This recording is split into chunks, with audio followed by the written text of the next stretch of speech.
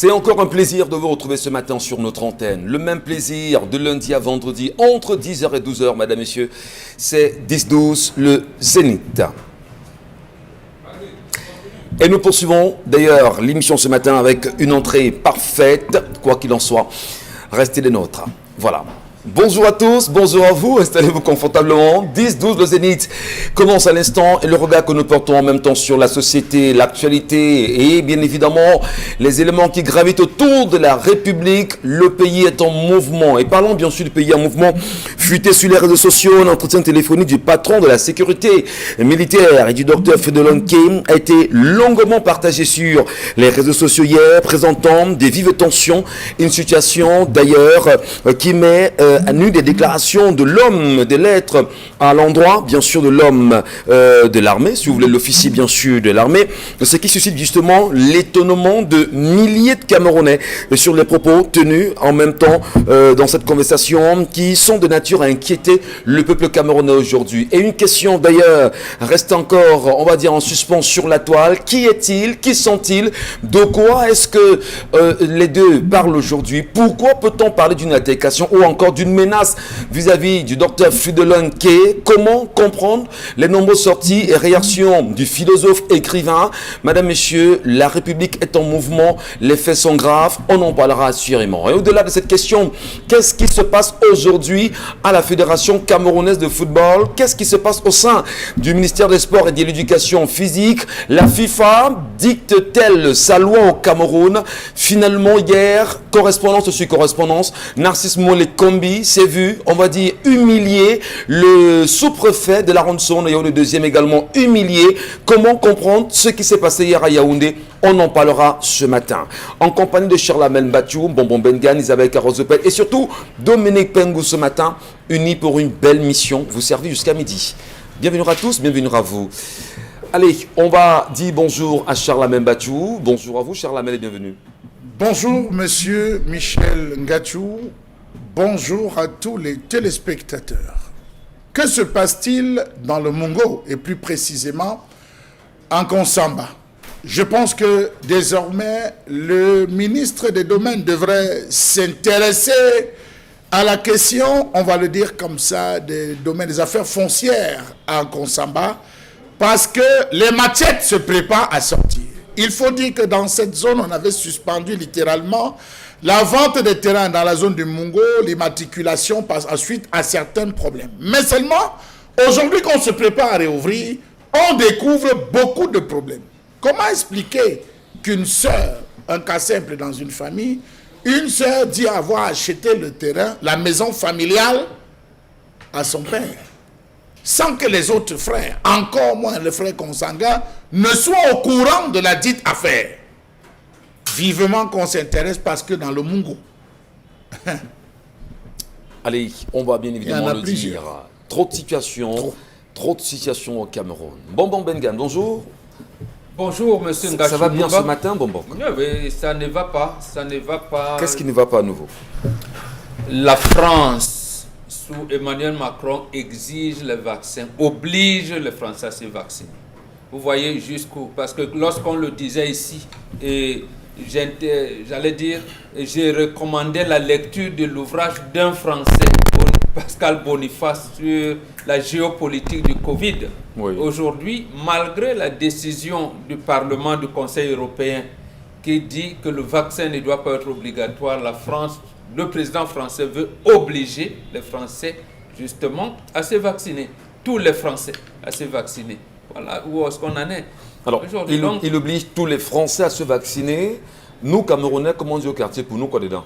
Non, mais c'est la même stratégie qui vient ici. C'est la même stratégie qui vient ici. Vous avez entendu le gouverneur.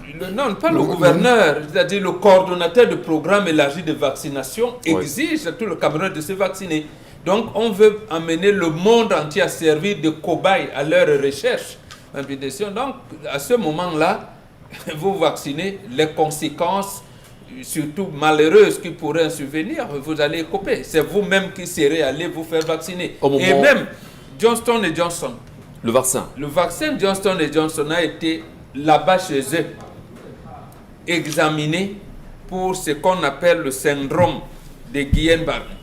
Donc, En fait, on pouvait dire ça les regarde, mais comme les frontières sont ouvertes, et on va exiger à nos compatriotes qui sont là-bas de se vacciner et de venir nous inoculer. Moi, ils vont changer l'ADN. Absolument. Et c'est ça justement le projet qui semble mener. Donc un plan d'assassinat collectif. Justement voilà. De la planète réduit pour beaucoup, parce qu'il y a des voix qui s'élèvent et laissent entendre que l'objectif c'est de réduire la population mondiale.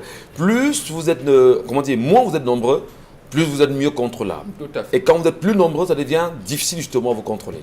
Isabelle Carros de Pet, bonjour, ça va bien ce matin? Bonjour Michel, bonjour à ceux qui regardent. Bien dormi, vous? Vous voulez savoir comment j'ai dormi? Oui, vous avez bien dormi, ça. Oui, voilà, oui, j'ai bien dormi. C'est bien.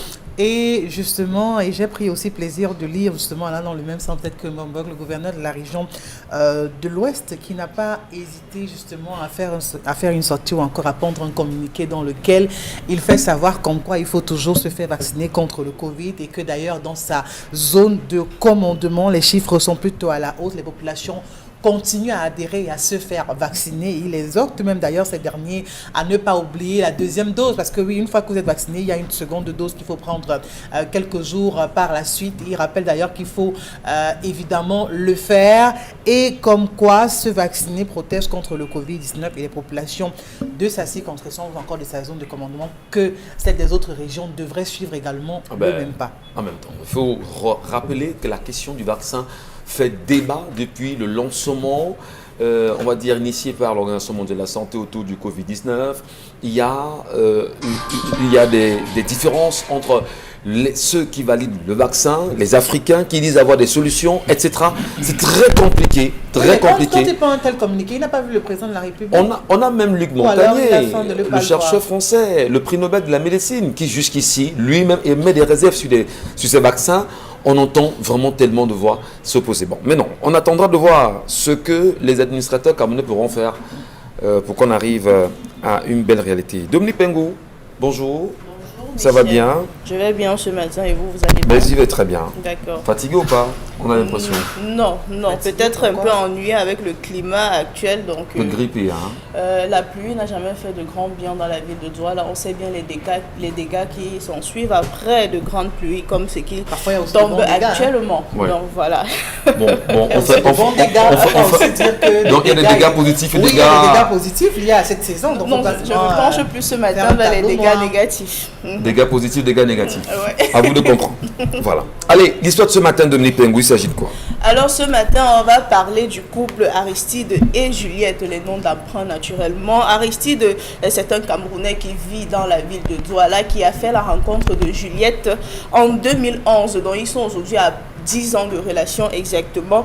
Et Aristide a comme emploi chauffeur chauffeur de transport dans une agence de transport en commun. Aristide dit ceci puisque c'est lui le plaignant. Il dit que il y a de cela un an, c'est-à-dire précisément sensiblement le 19 août 2020, quand ils décidèrent d'aller doter officiellement sa compagne Juliette. Et la famille de Juliette lui a donc rendu une liste une liste de dot qui était évaluée à plus de 3 millions de francs CFA. Aristide dit donc avec ses économies et tout ce qu'il avait pu emmagasiner durant plusieurs années, il a donc décidé de rassembler cette somme pour aller doter ça du ciné. Malheureusement, le jour où il sortait de la banque pour faire le retrait de cet argent, il s'est fait agresser et il a pratiquement perdu plus de 2 millions sur la somme demandée. Il était donc question maintenant pour lui, il était dos au mur et puis Juliette a décidé, puisque Juliette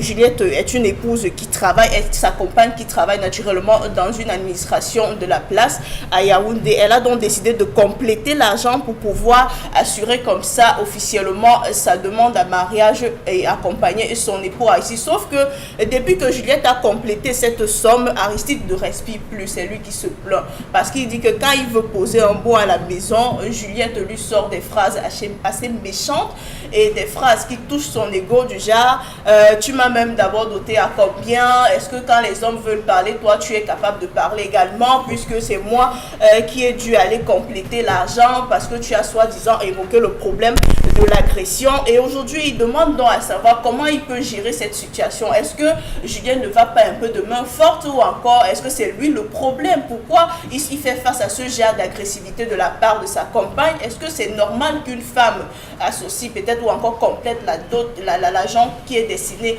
à sa dot? Est-ce que c'est normal que Juliette, après avoir complété cette somme, lui parle de la somme parce que Aristide, lui, ne supporte plus ce genre de situation ou encore ne supporte plus ce climat au sein de son foyer? Voilà. On a très bien entendu l'histoire de ce matin. Eh bien, est-ce qu'autour de vous, quand même, monsieur ou madame, vous avez des réalités pareilles? Aviez-vous au moins une fois, madame, complété l'argent de votre dot auprès de votre mari? Avez-vous au moins une seule fois, madame, parce que vous l'aviez fait, eu des propos désobligeants à l'endroit de votre conjoint? Aviez-vous au moins une seule fois, monsieur, tendu la main à madame? Ou une fois après avoir donné cet argent, avez-vous songé à restituer cela à madame ou pas? On parle peut-être ce matin de fierté. Fierté lorsqu'on complète l'argent de la dot, Isabelle Carozepet. Fierté lorsque la femme a des propos désobligeants à l'endroit de son mari. Lorsque les hommes parlent, toi aussi tu vas parler. Est-ce que ça se dit convenablement? Une femme doit le dire pour avoir complété l'argent de sa dot en catimini avec son époux? Moi, je crois que c'est pathétique. On ne devrait pas arriver à ce stade. C'est-à-dire que peu importe ce qui prévaut dans le couple, la femme ne devrait pas arriver à un stade où elle commence à dire à son chéri, c'est moi qui ai fait si rappeler tout ce qu'elle a déjà eu à faire. Mais pour revenir en amont, je crois que l'argent de la dot, pour ma part, est sacré. Excusez-moi, mais c'est sacré. Quand je dis sacré, c'est-à-dire que c'est un défi, c'est un challenge que l'on doit relever. Un homme s'impose quand il dote sa femme. Il tape la main sur la poitrine, Michel Ngacho. C'est-à-dire qu'il y a un certain plaisir, il y a un orgasme qu'on atteint quand on a eu à doter sa femme. On parle même d'elle avec une certaine aisance, avec une certaine je sais pas, mais autorité. Mais quand c'est madame qui vous a aidé à aller la doter, ça se corse un peu. Ça se corse un peu et malheureusement, on connaît très bien la langue de la femme. Elle a du mal à la garder et c'est pourquoi quand il y a des situations... Oui, on connaît la langue de la femme. C'est ça. D'accord, poursuivez. C'est pour ça quand il y a des certaines sujets là où situations... sa langue sert. Poursuivez, Isabelle Carole. Ne suivez pas Charlamel, s'il vous plaît. C'est pour ça que quand il y a certaines situations dans le couple, voilà, madame qui a vite fait de dire que tu me parles ainsi, pourtant c'est moi qui t'ai aidé à me doter. Donc elle a l'impression qu'elle allait en mariage d'elle-même. Vous n'êtes pas venu la chercher comme il se doit. Parce que c'est là où un homme s'affirme. Ouais. C'est là où une famille s'affirme. De dire qu'on t'a épousé, tu es notre femme. Parce que oui, ils l'ont fait. Ils ont bravé cette épreuve. Ils ont porté le port ou encore tel fagot de bois. Ils ont grimpé telle colline. Ils ont participé de ceci ou ils ont participé de cela. Il a dû compléter. Il n'avait pas 50 000. C'est tel frère qui lui a apporté 5 tonnes d'huile. C'est tel autre qui lui a fait. Bref, sa famille a fait des pieds et des mains pour pouvoir réunir tout ce qu'il fallait pour la dot. Et en plus de ça, braver encore toutes les situations, parce qu'on sait parfois que ce n'est pas évident. Il faut d'abord aller voir tel oncle, après revenir voir telle tante et tout ce qui va avec. Et tout ça, ça demande beaucoup de finances. Je comprends. Est-ce que c'est pas au moment donné, nous-mêmes qui sommes à la cause, enfin, à l'origine du fait que les dots coûtent tellement cher chez nous? La dot est symbolique, est-ce que tu le saches quand même? Ça dépend des familles. Vraiment, on va pas... Si on veut en couvrir... Parce que il faut se bomber le torse, il faut avoir une certaine jouissance. Ça dépend des familles. Ça dépend des familles. Toujours est-il que pour le cas d'espèce, ce n'est pas le montant qui fait problème. C'est pas le monsieur ne se plaint pas du montant ou encore la dame. Ouais. Mais ce qui se passe, c'est que la femme l'a aidé pour la dot, pour qu'on la dote elle. Donc aujourd'hui, il se retrouve avec une femme qui lui rappelle tout le temps, ben écoute, je t'ai aidé pour que tu me dotes. Qu'est-ce qu'il faut faire? Rembourser l'argent? Rembourser l'argent, c'est trop tard. À la dame, en fait. Rembourser l'argent ne change rien au fait que c'est elle qui t'a aidé à acheter le porc ou encore 5 chèvres, 10 tines d'huile. C'est méchant. Pour venir la doter. Donc, le fait restera ce fait et ce fait sera sacré, tandis que vous ne pourrez rien faire ça. Ouais. Même si vous lui donnez le double du montant qu'elle vous a donné, ça ne changera rien au fait que c'est elle qui vous a aidé pour que vous veniez la doter. C'est pour ça que je dis il y a des choses qu'on ne doit et on ne peut en aucun moment désacraliser. C'est ce que ce monsieur a fait. Il ne devrait pas accepter que madame débourse 1 million, 2 millions de francs CFA pour lui dire chérie, écoute, prends ça complètement. Mais il a été agressé quand même. Il a été agressé, on comprend bien. Il a été agressé, il sort de la banque, il se fait agresser. Elle a quand même 2 millions, il lui dit, bon d'accord chérie, voilà 2 millions, je te les donne. Complète et fais ce que tu as à faire. Il n'a pas été astucieux, Michel Ngachou. Il a manqué de tact et un peu de maturité. Ce qu'il aurait dû faire, c'est emprunter l'argent, je ne sais dans quel trou, gérer la dot. On a 4 jours, on a quand même 4 jours du mariage. Permettez, prêter l'argent dans un tel trou, gérer la dot, créer une autre situation à madame. Madame a aidé monsieur pour une telle dette ou alors pour une voiture qu'il fallait dédouaner ou même je ne sais pas pour autre chose. Mais pas dans le sens où la dame sait qu'ok, d'accord, il manque 2 millions pour que la liste de la dot puisse être faite comme il se doit. Elle sort cet argent pour combien la doter? Quand une femme sait qu'elle a été dotée par son homme, c'est différent de savoir qu'elle s'est elle-même dotée. L'amour commence à prendre un coup. Très bien. Et si vous avez un homme qui est tout le temps impulsif ou bien qui vous dit des choses, ben vous serez aussi contraint de sortir cet autre joker qui vous mettra un peu à un certain niveau, quoi. On en rit bien sûr ce matin et on se demande est-ce que parmi ceux qui nous regardent en même temps, il n'y a pas des hommes qui sont dans cette situation. Quand on est dans une situation pareille, comment fait-on pour en sortir? Eh bien, en même temps, Bombon Bengan, est-ce qu'on ne peut pas dire ici que l'homme doit restituer d'une manière ou d'une autre l'argent de madame pour avoir sa fierté? On parle de complémentarité, certes, mais là, on se rend compte qu'il y a un petit conflit. Qu'est-ce que vous en dites, vous, Bombon Bengan? D'abord, il ne s'aime pas. Vous savez, hier encore, nous disions que le mariage, c'est la gestion des contraires. Oui. Il ne s'aime pas. Mais bon, par principe, la femme ne doit pas participer à sa dot. Merci, Bombok. Merci de C'est la l'avoir. famille qui vient prendre la fille d'autrui qui s'organise pour venir doter. Même quand vous dites, j'entends souvent, oui, la dot est exagérée, la dot est... Non, non. La dot, c'est le parlementarisme. Vous avez dit que c'est symbolique. Oui. On peut vous taxer 1000 tines d'huile, 14 000 chèvres, des 100 millions. Si vous savez parler, c'est là où on rivalise d'après ces paroles. Si vous savez parler, on vous donne la fille. On vous donne la fille avec un symbolique, puisqu'en fait la dot ne finit même pas. Absolument. Voilà.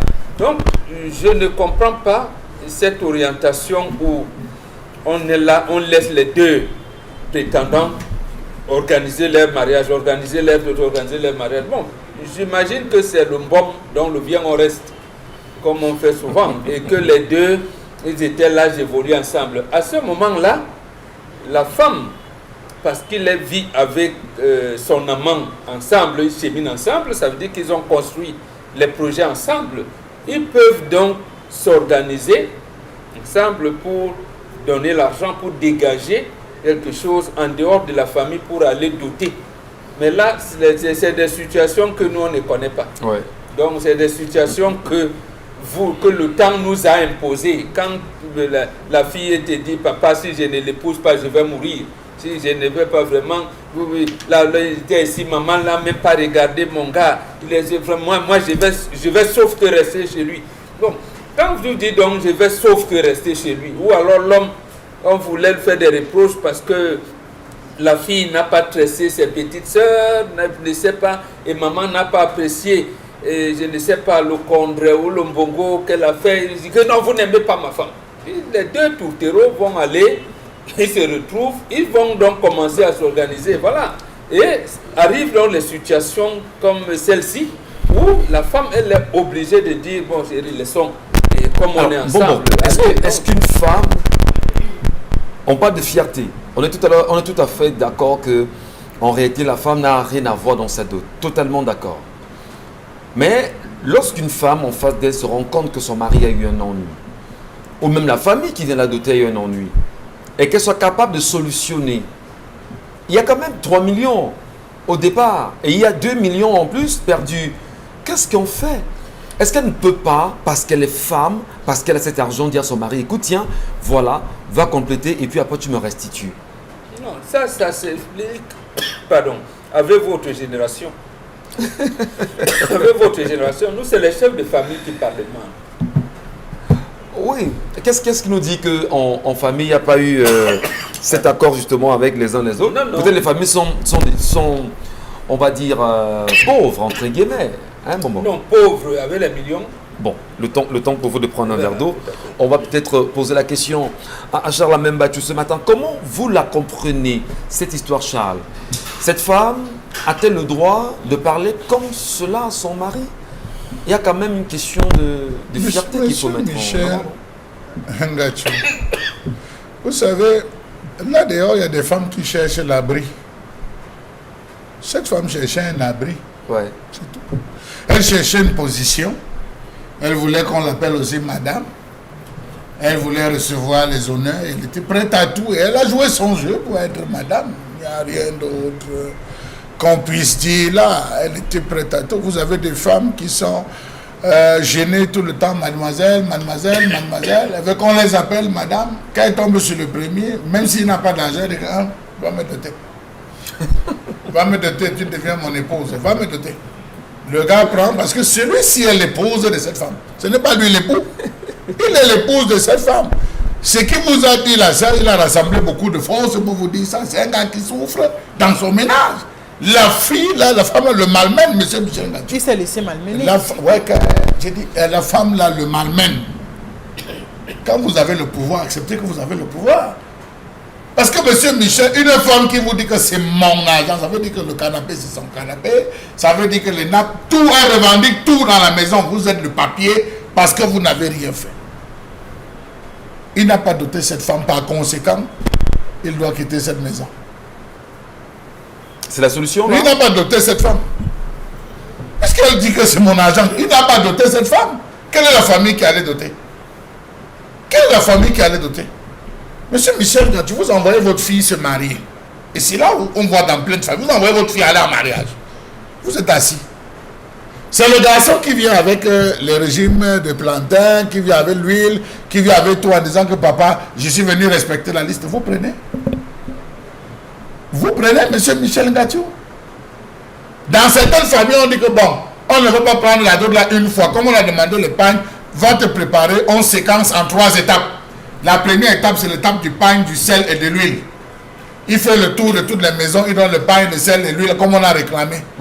Est-ce que c'est à lui de faire le tour de ces différentes maisons et de donner? Mais vous, on a désacralisé le mariage. Que ce soit lui qui porte les 2 millions, parce que là, je veux comprendre. Que ce soit lui qui porte les 3 millions, qui dit qu'il va aller donner, et que c'est à moins 4 jours du mariage. Il aura le temps d'acheter tout ça. On demande parfois le mlangui, on a des trucs qu'on demande. Dans moins 4 jours, il va tout acheter. C'est des choses qu'on prend la peine d'acheter. Et si c'était justement une deuxième étape? Non. Non, monsieur Michel Ngatou, ce n'était pas une deuxième étape. Il allait démarrer pratiquement tout à ce moment. Vous savez, quand on vient, on dit généralement que la première personne qui traverse la porte du père, c'est le chef de famille. Oui. Quand vous arrivez, vous dites que je suis toi qui sors de chez moi. Sors de chez moi. C'est ton chef de famille qui vient me rencontrer parce que c'est lui que j'accepte et je juge encore responsable. Toi, je ne peux pas juger de ta responsabilité. Donc, vous voyez qu'il y a eu ce jeu. À aucun moment, il ne nous parle de sa famille. Sa famille n'a pas doté. Moi, je dis généralement que dans une affaire de mariage où je n'ai pas mis mes 5 francs, si c'est familial, où je n'ai pas mis ma contribution, je ne viendrai jamais parler parce que ce n'est pas ma femme. Ce n'est pas notre femme, je ne parlerai pas. Ouais.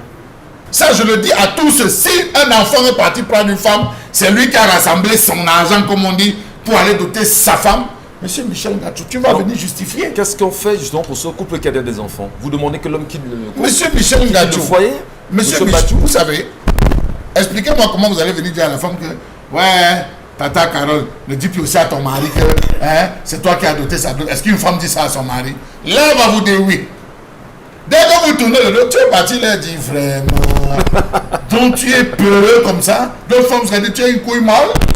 Il va encore souffrir davantage, monsieur Michel Ngatou. Il a le choix. Soit il digère sa souffrance, il digère. Soit il fait comme les Bantous, il s'en va. Non mais c'est trop fort quand même. Est-ce que vous êtes d'accord avec ça, Dominique Pengou?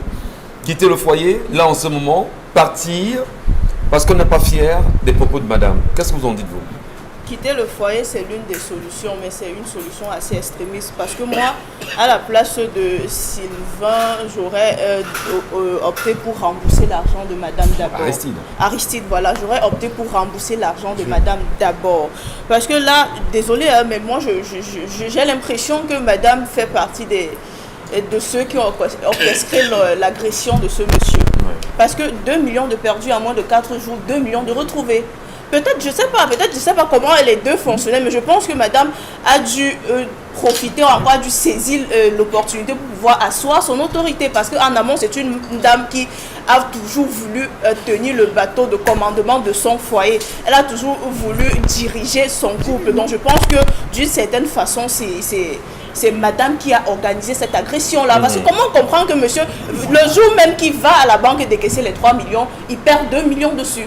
Et quand il revient à la maison, il pose le problème à madame. Elle a certainement ses économies. Elle a peut-être de l'argent gardé quelque part. C'était un processus de mariage. On allait, après la dot, on allait organiser autre chose. Donc je pense que les tâches étaient déjà départagées là-bas. Certainement. Donc monsieur était chargé de rassembler tout ce qui va aller pour la dot. Peut-être madame, c'était la cérémonie, la mairie et tout ça, la décoration. Et bien, les tâches étaient déjà partagées. Ouais. Alors comment comprendre que vous partez décaisser vos 3 millions et puis vous perdez 2 millions subitement et vous rentrez à la maison, madame a une solution miracle. Bon, peut-être c'est un peu trop tranché quand même. Dominique, on peut faire des économies. On fait ces économies en même temps. C'est une supposition. C'est une supposition et ce n'est pas écarté. Alors, puisque aujourd'hui elle utilise ça justement pour faire pression à monsieur Caïvo. C'est le temps, elle dit non, c'était mon argent. Et vous dites justement à cette femme, qu'est-ce qu'elle devrait faire? Est-ce qu'elle doit se taire? Est-ce qu'elle devrait avoir une autre attitude devant son mari? Doit-elle se plier pour demander pardon? Je ne sais pas, qu'est-ce que vous en dites vous? Non, c'est une femme qui a déjà bien organisé son comportement et qui a les atouts, les armes pour le faire. Maintenant, on doit s'adresser à monsieur ce matin, Aristide, monsieur rembourser. Si vous pouvez, si vous avez une possibilité de rembourser l'argent de madame, remboursez son argent. Même si ça vous a aidé à la doter, remboursez. Maintenant, si ça perpétue, moi je vais m'aligner avec Charles, mais vraiment, on ne peut pas rester dans un foyer où tout le temps on va vous dire que c'est mon argent qui est allé me doter et c'est moi qui ai fait. Si tu n'es pas un homme, quand une femme sort déjà ce genre de langage, est-ce que quand les hommes parlent, toi tu vas parler? Ça veut dire qu'elle ne te considère plus comme son homme. Et c'est très dangereux. Qu'est-ce qu'on fait des enfants dans ce cas? Les enfants sont venus. Ils vont me grandir, ils vont me chercher. Non, ça c'est une parole qui a causé beaucoup de conséquences dans ce débat. Le fait que les parents disent toujours ils vont grandir, ils vont me chercher. Les enfants sont là. On peut éduquer les enfants même à distance. C'est pas parce qu'on a des enfants dans un couple qu'on ne va automatiquement plus jamais se séparer si les choses vont de mal en pire. On peut le faire, mais il faudrait encadrer d'abord ces enfants-là. Allez, bon, peut-être pour mieux le dire, ça va mieux? Tout à fait. Heureusement que le commente à côté, ça me donne des solutions à chaque fois. Alors, vous dites concrètement qu'il faudrait ici avoir un arrangement. L'arrangement, beaucoup pensent sur le plateau qu'il faudrait que l'homme s'écarte. Vous pensez que c'est une solution réaliste? Partir ou rembourser ou redéfinir les cartes pour un mariage serein? Non, même s'il rembourse, il ne va pas enlever la honte. Il ne va pas. Le seul défi là. Il fallait même faire quoi? Il fallait arrêter le mari et dire que j'ai perdu de l'argent. On le programme. C'était pas à sa femme de l'aider, à tout le monde, pas à elle. Voilà, c'était pas à sa femme de l'aider. Puisque la dot, ici, il peut faire un effort. Il peut faire un effort, il épouse une deuxième femme. Merci. C'est ça, parce qu'en fait, la première femme, avec seulement, ce sera la honte de sa vie. Il ne va jamais te parler la tête haute. Jamais. C'est fini. Maintenant, il peut donc faire l'effort, seul ou avec sa famille, d'épouser une deuxième femme qui, là maintenant, va enlever la honte parce que tout le bavardage de la première, il pourra se soulager avec la deuxième. Au moins, celle-là, il l'aura dotée. La famille l'aura dotée. Isabelle Caron n'est pas d'accord, il me semble-t-il. Je ne suis pas d'accord parce que c'est pas ça la solution. De dire que non, il faut épouser une autre pour pouvoir enlever la honte.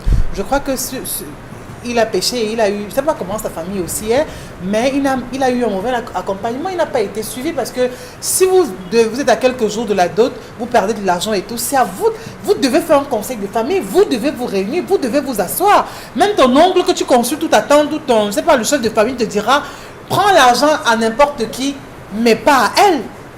Pas à elle. Donc je crois que sa famille a été absente et qu'il n'a pas de bon rapport avec sa famille, ce qui est une chose d'abord aussi grave. Pour lui dire que voici ce que tu devrais en principe faire. Puisque quand on parle de dot, ce n'est pas l'homme. Parce que même le jour de la dot, Ce n'est pas Vous l'homme qui parle. dotez, vraiment vous êtes assis au fond, vous n'êtes même pas devant parmi les gens qui sont en train de parler. Vous ne parlez C'est-à-dire que même quand on entre dans la salle, si ce n'est pas peut-être votre vêtement qui soit assez tape à l'œil, on ne saura même pas la femme de qui on est en train de doter, puisqu'on ne vous donne même pas la parole. C'est votre famille il doit la quitter. Non, je pense pas qu'il doit quitter parce fait que donc quoi? Il si doit on rester là décide, avec sa honte. si on décide de Il vit avec sa s'unir, honte comme ça. si on décide de s'unir, c'est parce qu'il y a un brin d'amour. On se lève pas un matin pour Mais dire ici, il n'y en a plus. non, on se lève pas un matin pour dire qu'on va doter une femme. On Non, se lève pas un ici, matin pour la le faire. solution est la suivante.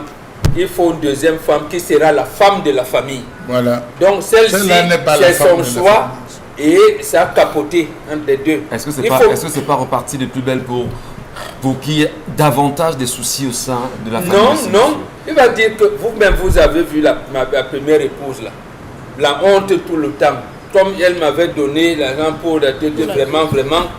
Maintenant, voilà la femme de la famille. Et là, on fait donc prévaloir les prérogatives du chef de famille qui va chercher une femme que la famille va épouser désormais. D'accord. Et là, la première, elle continuera toujours à rappeler que de toutes les manières, moi m'a doté. Mais elle aura honte là, elle va diminuer un peu parce que l'autre, la deuxième, c'est la famille qui l'aura doté. Ah bon. Donc elle va, c'est comme ça que l'homme réussira à asseoir son Une minute pour en sortir, cher la même. Monsieur Michel Ngacho, j'ai assisté à une scène un jour où un monsieur, on était tous en famille.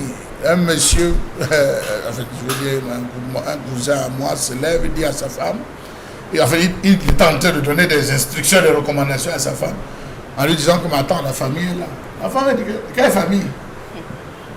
La famille là m'a doté, c'est la famille qui m'a doté. Je n'ai vu personne, elle s'est levée, elle est sortie. C'est ça cette configuration, hein, monsieur Michel Ngacho. Le gars est resté, il a eu honte.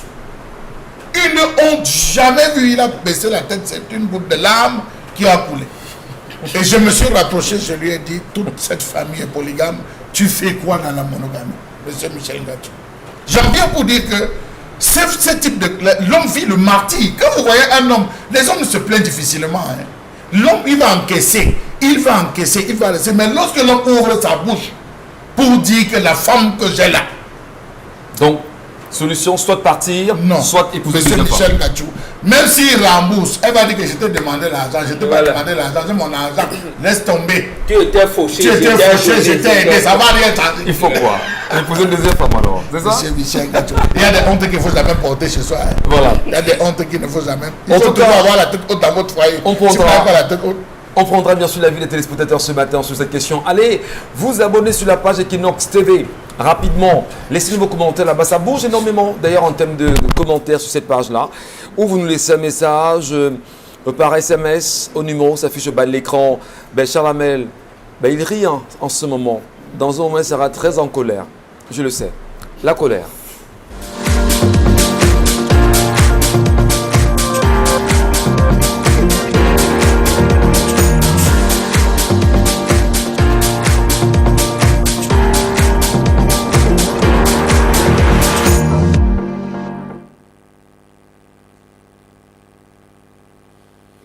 je m'interroge ce jour sur la question du plan triennal spécial jeune et de toutes les polémiques qui sont nées tout autour de la gestion de ces 102 milliards de francs CFA. D'ailleurs, à quoi aura servi les 102 milliards affectés au plan triennal spécial jeune? Existe-t-il une cellule d'implémentation des décisions du chef de l'État au Cameroun? 3 ans et 102 milliards pour insérer les jeunes, avait-on dit. Qu'est devenue la carte biométrique jeune? Étape cardinale prévue dans le cadre du déploiement de ce plan et dont la mise en place devait avoir lieu en juillet 2018. On a interrogé jusqu'à ce jour, la carte biométrique jeune, entre guillemets, pose problème.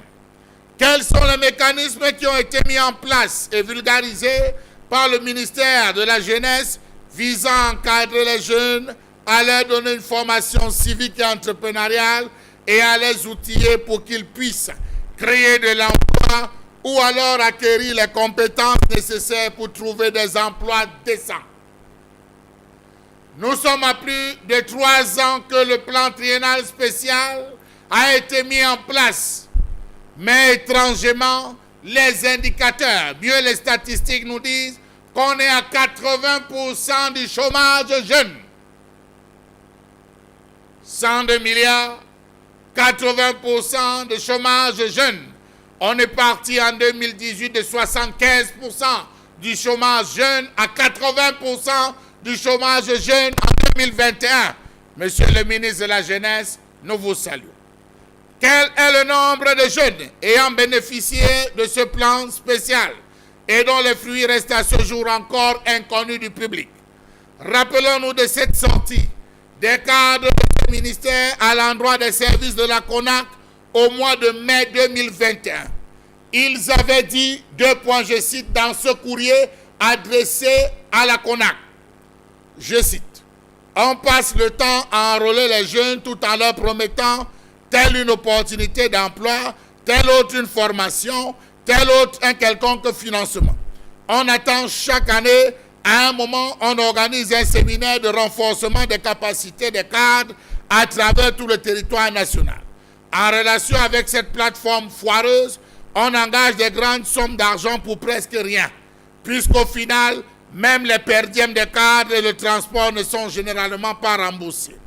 Lors du lancement de cette nébuleuse plan triennal spécial, il nous souvient que des ordinateurs de seconde main ont été remis à tous les chefs de centres multifonctionnels de promotion des jeunes du Cameroun. Certains ont fonctionné le temps d'une saison de pluie, d'autres jamais. Et dernièrement, l'achat des motos aux chefs de centres multifonctionnels de promotion des jeunes de tout le territoire national à des conditions louches. Fin de citation. Ils sont allés plus loin encore à dire, c'est important, preuve à l'appui, quand on fait, et je cite, quand on fait semblant de donner du financement aux jeunes pour certains projets, un autre stratagème est mis en place. Celui-ci consiste à imposer des noms aux responsables sur le terrain. Un responsable de X arrondissement département qui a enrôlé des jeunes se verra imposer des noms qui viennent des services centraux, donc de Yaoundé, et qui n'ont rien à voir avec les ressortissants de ce X arrondissement ou département sur tous les plans. Généralement, ces noms, ce sont les noms de la même zone géographique qu'on impose aux responsables dans tout le pays. Point, fin de citation. Est-ce que la CONAC a-t-elle mené son enquête? Point d'interrogation. A-t-elle rendu décidément les résultats publics? On attend. Rappelons-nous que ce plan comptait dans sa première phase 37 projets de 38 jeunes sélectionnés dans les 10 régions que compte ce pays pour un montant exact de 415 23 281 francs CFA. Quel est le nom de ces projets? Où ont-ils été réalisés? Qui a réceptionné? Pourquoi ou quel média a couvert l'événement? Autant de questions que personne ne saurait avoir les réponses. Quelles sont les réalisations palpables dans les différents secteurs d'activité retenus?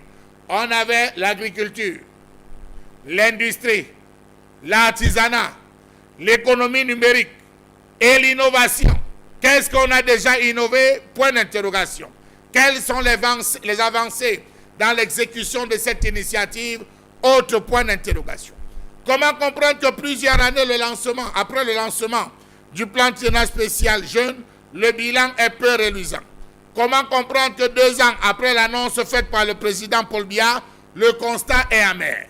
Comment est-ce possible, avec tout le potentiel des jeunes Camerounais et leur créativité qui n'attendent qu'à être soutenus, que le gouvernement soit incapable d'aller vers eux comme ils le font lors des campagnes électorales? Comment comprendre qu'il soit impossible d'avoir des informations au sujet de la formation et ou de l'encadrement des premiers bénéficiaires dans la réalisation de leurs projets? Allez voir dans le site qui avait été créé à cet effet de l'Observatoire national de la jeunesse lié à ce projet. Est-ce que ce site fonctionne? À quand date la dernière mise à jour? Frappez à cet instant et allez voir, parce qu'on y avait dit tout devait figurer dans ces différents sites. Partant de ce principe, quelles sont les méthodes d'évaluation de l'atteinte des objectifs de ce programme sur lequel bon nombre de jeunes avaient fondé leur esprit. Comment comprendre le fait que l'Observatoire national de la jeunesse, qui devait servir de relais, mieux de courroie entre le gouvernement et les porteurs de projets, soit aussi absent que silencieuse? Au lieu de l'Observatoire national de la jeunesse, on a créé désormais les conseillers municipaux jeunes, les conseillers régionaux jeunes et les députés jeunes. Voilà ce qu'on a créé dans les différentes communes. Comment comprendre qu'il n'est pas possible d'avoir la liste réactualisée des centres multifonctionnels de promotion des jeunes déjà fonctionnels? Même la page Facebook, on ne retrouve rien. Rappelons-nous tout simplement que Pascal Culé, le ministre, a rendu public les chiffres qui montrent des avancées significatives qui ont été relayées le mercredi 30 juin 2021 par le Tam-Tam national. L'on découvre qu'après 3 ans depuis son lancement, le plan affiche 100 milliards de francs CFA accordés comme crédit au projet. 100 milliards de francs CFA sur 102 milliards. 1,6 million de jeunes touchés sur 40 millions d'habitants. Pour 100 milliards de francs CFA, 1,6 million de jeunes touchés. 7300 projets réalisés, 22 000 emplois directs créés, 66 villages pionniers créés. Contradiction pour contradiction, selon des groupements de jeunes, des centaines de milliers de bénéficiaires de ces financements étatiques étaient des fantômes, parfois des morts. Ils n'existent nulle part. Le cas le plus récent dénoncé par ces groupements de jeunes, c'est ceux du village Atok, dans cette localité de la région de l'Est, ravagée par la pauvreté et peuplée majoritairement des populations pygmées Maka. Des dizaines de noms à consonance étrangère figuraient sur la liste au détriment des jeunes qui ont été formés. Les jeunes d'Atok sont sortis pour réclamer. On a envoyé la répression, les forces répressives pour les mater en leur disant « vous n'avez rien à dire ». Je termine par là. En 2016, sur son compte Facebook, le président Paul Biya a envoyé à la jeunesse camerounaise un message. Je cite: « Un orphelin n'est pas celui qui a perdu son père et sa mère, mais plutôt celui qui n'a plus d'espoir. » À qui le disait-il?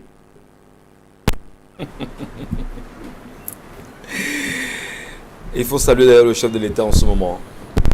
Et lui dit bonjour, de l'endroit où il est. C'est les orphelins? C'est un orphelin qui lui dit? Ben, je ne sais pas si lui est l'orphelin. Ben, nous sommes les orphelins.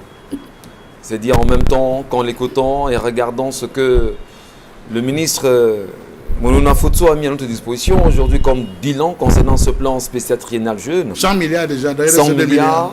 Non, c'est 2 milliards. Oui, 100 milliards. Oui, c'est 2 milliards. 100 milliards. Voilà. On a dépensé. C'est intéressant. Nous disons merci. On peut parler d'espoir, Isabelle Carole. Là, nous sommes des orphelins. Avons-nous l'espoir ou pas? Parce que là, c'est le désespoir qui habite tous ces jeunes.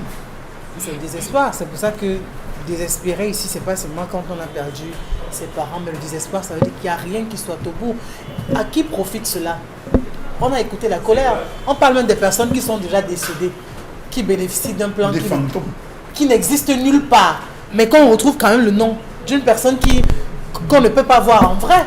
Des personnes fabriquées. On les fabrique parce qu'on veut justement que l'argent ne reste dans les poches d'une seule personne. Comment depuis 2016 que le plan triennal a été mis en place, que l'on dise ici que ceci renvoie aux aspirations de la jeunesse? Quand est-ce que le gouvernement camerounais a consulté la jeunesse pour savoir quels étaient les réels soucis, les réels besoins de la jeunesse? Peut-on parler du chômage? Est-ce qu'il y a eu des assises? Est-ce qu'il y a eu des échanges? Est-ce qu'on a moins écouté cette jeunesse camerounaise qui est très nombreuse aujourd'hui? Je crois que c'est tout simplement la distraction. Je crois qu'on est en train de vouloir tenter de les mettre davantage en colère, ces jeunes. Parce qu'ils sont tellement nombreux. Il n'y a qu'à voir un secteur comme celui du secteur informel, Michel Ngacho, aujourd'hui au Cameroun. Vous prenez un taxi, vous empruntez une moto, vous allez au marché, que les témoignages sont les mêmes. J'ai eu une formation, aujourd'hui me voici, je suis en train de passer mon camion de tomates, c'est là où je me bats. J'ai eu une formation, je n'ai pas eu de boulot, aujourd'hui je me suis agrippée sur une moto. J'ai eu une formation, je n'ai pas eu de boulot, aujourd'hui je suis obligée d'être ménagère. J'ai eu une formation, je n'ai pas de boulot, aujourd'hui je suis obligée d'être encore chez mes parents, de pouvoir manger dans leur poche. Pourtant, vous avez eu la formation qu'il faut. On a lu des messages hier où des jeunes vous ont dit la famille a tout vendu, le père a même vendu des terrains pour acheter même des concours payer pour que vous puissiez participer à ces concours. Qu'est-ce que ça a donné par la suite? Est-ce que ces enfants, ces jeunes ont été recrutés? Vous voulez qu'on revienne sur l'affaire des huissiers? Mais automatiquement, on se retrouve là-dedans. C'est-à-dire que vous avez même la formation qu'il faut. Vous demandez simplement à être recruté, mais vous ne l'êtes pas. Vous allez où? À quelle semaine vous allez vous faire? Maintenant, on parle d'un plan triennal jeune. De qui se moque-t-on? Si là-dedans, on parle des personnes fictives. Mais 102 milliards quand même. Est-ce qu'on n'est pas en train de se demander qu'est-ce qui a justifié un pareil budget mis en place par le chef de l'État? 102 milliards, c'est juste... Quelle étude de faisabilité? 102 milliards, c'est ce qui a été proposé par rapport aux différents plans et projets qui allaient justement à la faveur de la jeunesse. Ce n'est pas un plan qu'on prend arbitrairement ou alors qu'on décide comme ça. C'est par rapport au projet qui était sur la table. Non, on fera ceci des jeunes, on pourra créer des emplois, on pourra leur donner des moyens de s'auto-employer, de pouvoir se gérer, de pouvoir bénéficier d'une certaine autonomie. C'est sur cette base que les 102 milliards ont pu être arrêtés comme budget dans ce sens. Maintenant, au niveau de l'application, de la faisabilité, une seule ville comme Douala, combien de jeunes sont au chômage? Combien de jeunes sont en quête d'emploi? Combien se forment? Allez dans les universités. Bientôt, on parlera encore de rentrée scolaire. Ils sortiront encore en masse qui auront le baccalauréat, qui iront dans les différentes écoles de formation où la pension, encore la scolarité n'est pas à 100 000 ou à 200 000, voire même plus. Débourser ces sommes d'argent. Mais par la suite, quel sera le bilan? Vous parlez des bilans, mon Bengal, on est aussi en droit de se demander comment le Cameroun n'a pas de cartographie de sa population. Comprendre en même temps, on va dire, l'effectif des jeunes Camerounais qui sont dans des besoins précis et concis. Et quand on parle d'un plan triennal, dont le ministre nous fait savoir justement qu'il a 1,6 million de jeunes touchés aujourd'hui. Sur 100 milliards déjà, 1,6 million. Sur combien de jeunes? Vous dites? Sur combien de jeunes? Là, la question justement, statistique, sur quelle statistique le ministre se base aujourd'hui pour dire qu'il a touché 1,6 million de jeunes? On est quand même 40 millions de Camerounais aujourd'hui. Finalement, de qui se moque-t-on, mon Bengal? Mais justement, c'est nous qui ne voyons pas clairement que lorsqu'on lance un projet, après analyse du contexte de l'environnement, que ce projet voit l'échec. Ou c'est une manière d'enrichir quelques-uns. D'abord, est-ce que le ministre en charge de la jeunesse peut, j'allais dire, encadrer un tel projet sans l'accompagnement des autres? Il y a au moins ces 5 ministères qui doivent être impliqués. D'ailleurs, il y a eu un certain nombre d'éléments, évoquer l'agriculture, la nouvelle technologie. Donc, le ministère de la jeunesse, il sait bien le ministère de la jeunesse et de l'éducation civique. Donc, en principe, quand on parle de la jeunesse, est-ce qu'on intègre le sport là-dedans? Puisqu'il existe un ministère en charge du sport et de l'éducation civique. Parce qu'il a parlé de formation. Or, il existe un ministère en charge de la formation professionnelle. Ouais. Pourquoi recenser les jeunes et encore aller les former? Puisque en principe, il y a un ministère qui a déjà formé les jeunes. J'ai fait l'économie des autres ministères en charge de l'éducation. Donc, il y a le ministère de l'agriculture et du développement rural. Ça veut dire que le ministère de l'agriculture ne concerne pas le développement urbain, précisément parce qu'il existe un ministère en charge du développement urbain. Ça veut dire qu'au moins, si on regarde la composition du gouvernement, il y a des jeunes ruraux et des jeunes citadins. On les a donc répertoriés comment? Que veulent-ils? Ou alors que veut chaque groupe de jeunes? Ceux qui sont en campagne. Est-ce que le ministère de l'Agriculture et du Développement rural a pu recenser les jeunes et évaluer ce qu'ils veulent? Il existe le ministère des petites et moyennes entreprises et de l'artisanat. Ici, on est en train... Est-ce que ce ministère a répertorié les jeunes qui sont dans cet ordre-là? Isabelle Carole a parlé tout à l'heure de secteur informel.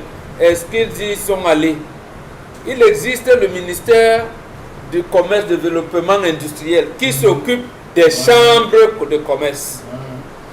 Est-ce que là, on a répertorié? Vous voyez donc qu'en l'absence d'un conseil de ministres, il est difficile de lire où peut aller cet argent. Est-ce qu'on a le sentiment justement que c'est des projets, excusez, on va le dire, parce qu'on est contraint de d'analyser les choses comme ça froidement. Le sentiment parfois se dégage, bon, Bengan, ils avaient Karo Chalamel et Dominique Audrey, et Dominique Pengou, c'est qu'on a le sentiment que on cherche comment voler de l'argent. Absolument. On cherche comment détourner de l'argent du contribuable national, du contribuable public, et on crée des projets, on sait qu'ils ne seront pas des projets bien conçus, bien menés, et c'est quand même 100 milliards. On ne parle pas de, je sais pas, même 10 millions. C'est quand même 100 milliards de francs. C'est pour enrichir les copains, c'est tout. Et donc on crée un projet pour voler l'argent, simplement. Absolument. Vous savez, je l'avais dit ici, on ne va pas. Comment le président de la République peut prendre sur lui de tuer la jeunesse de son parti? Parce que là, ça ne donne pas l'impression que... En fait, ça donne l'impression que non, on ne voit pas, il y a une corrélation. Les jeunesses de l'OJRDPC ont été, j'allais dire, dissous de fait et remplacées par la Jachabi, la jeunesse Chantal Biya et la presbytérienne, dont la jeunesse de la présidente de la République. Plus une autre orientation de la jeunesse qui avait pour but, j'allais dire, de contrôler l'Ouest. Jeunesse de l'Ouest unie pour le renouveau.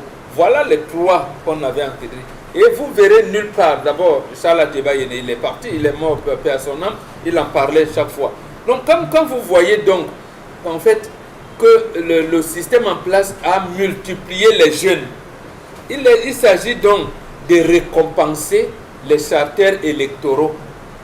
Et ça devient donc difficile aujourd'hui de recenser les charters électoraux dans les 10 régions.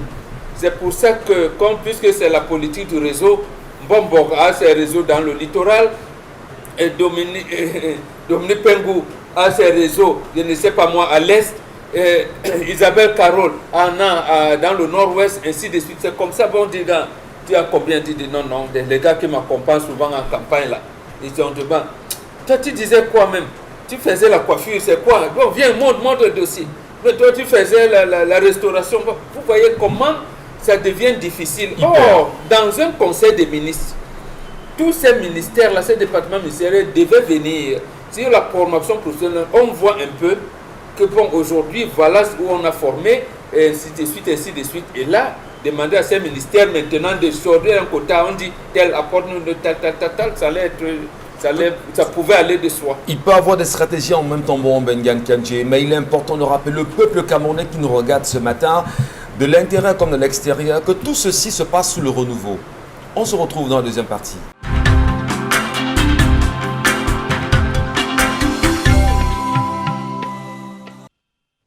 Messieurs, merci infiniment de poursuivre la deuxième partie de 10-12. Vous êtes avec nous sur ce plateau, également vous à la maison. Bienvenue. On sait qu'il pleut ce matin dans quelques bourgades, notamment aussi en plein cœur de Douala.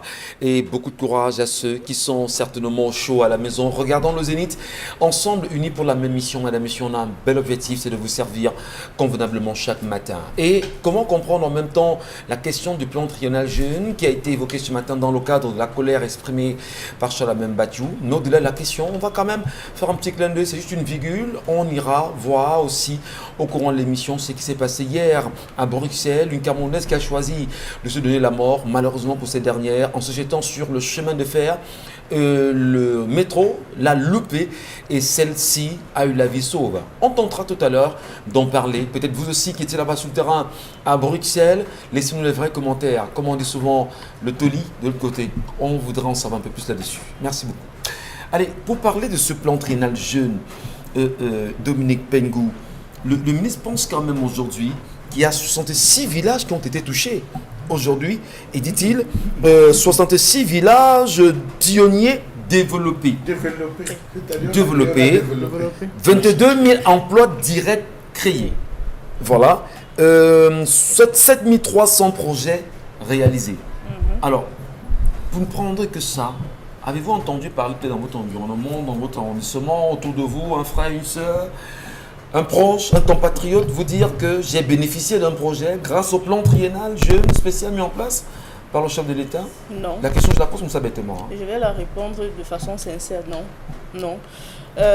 Jeune que je suis, les jeunes que je fréquente également n'ont jamais bénéficié de ce fameux plan triennal spécial jeunes au Cameroun.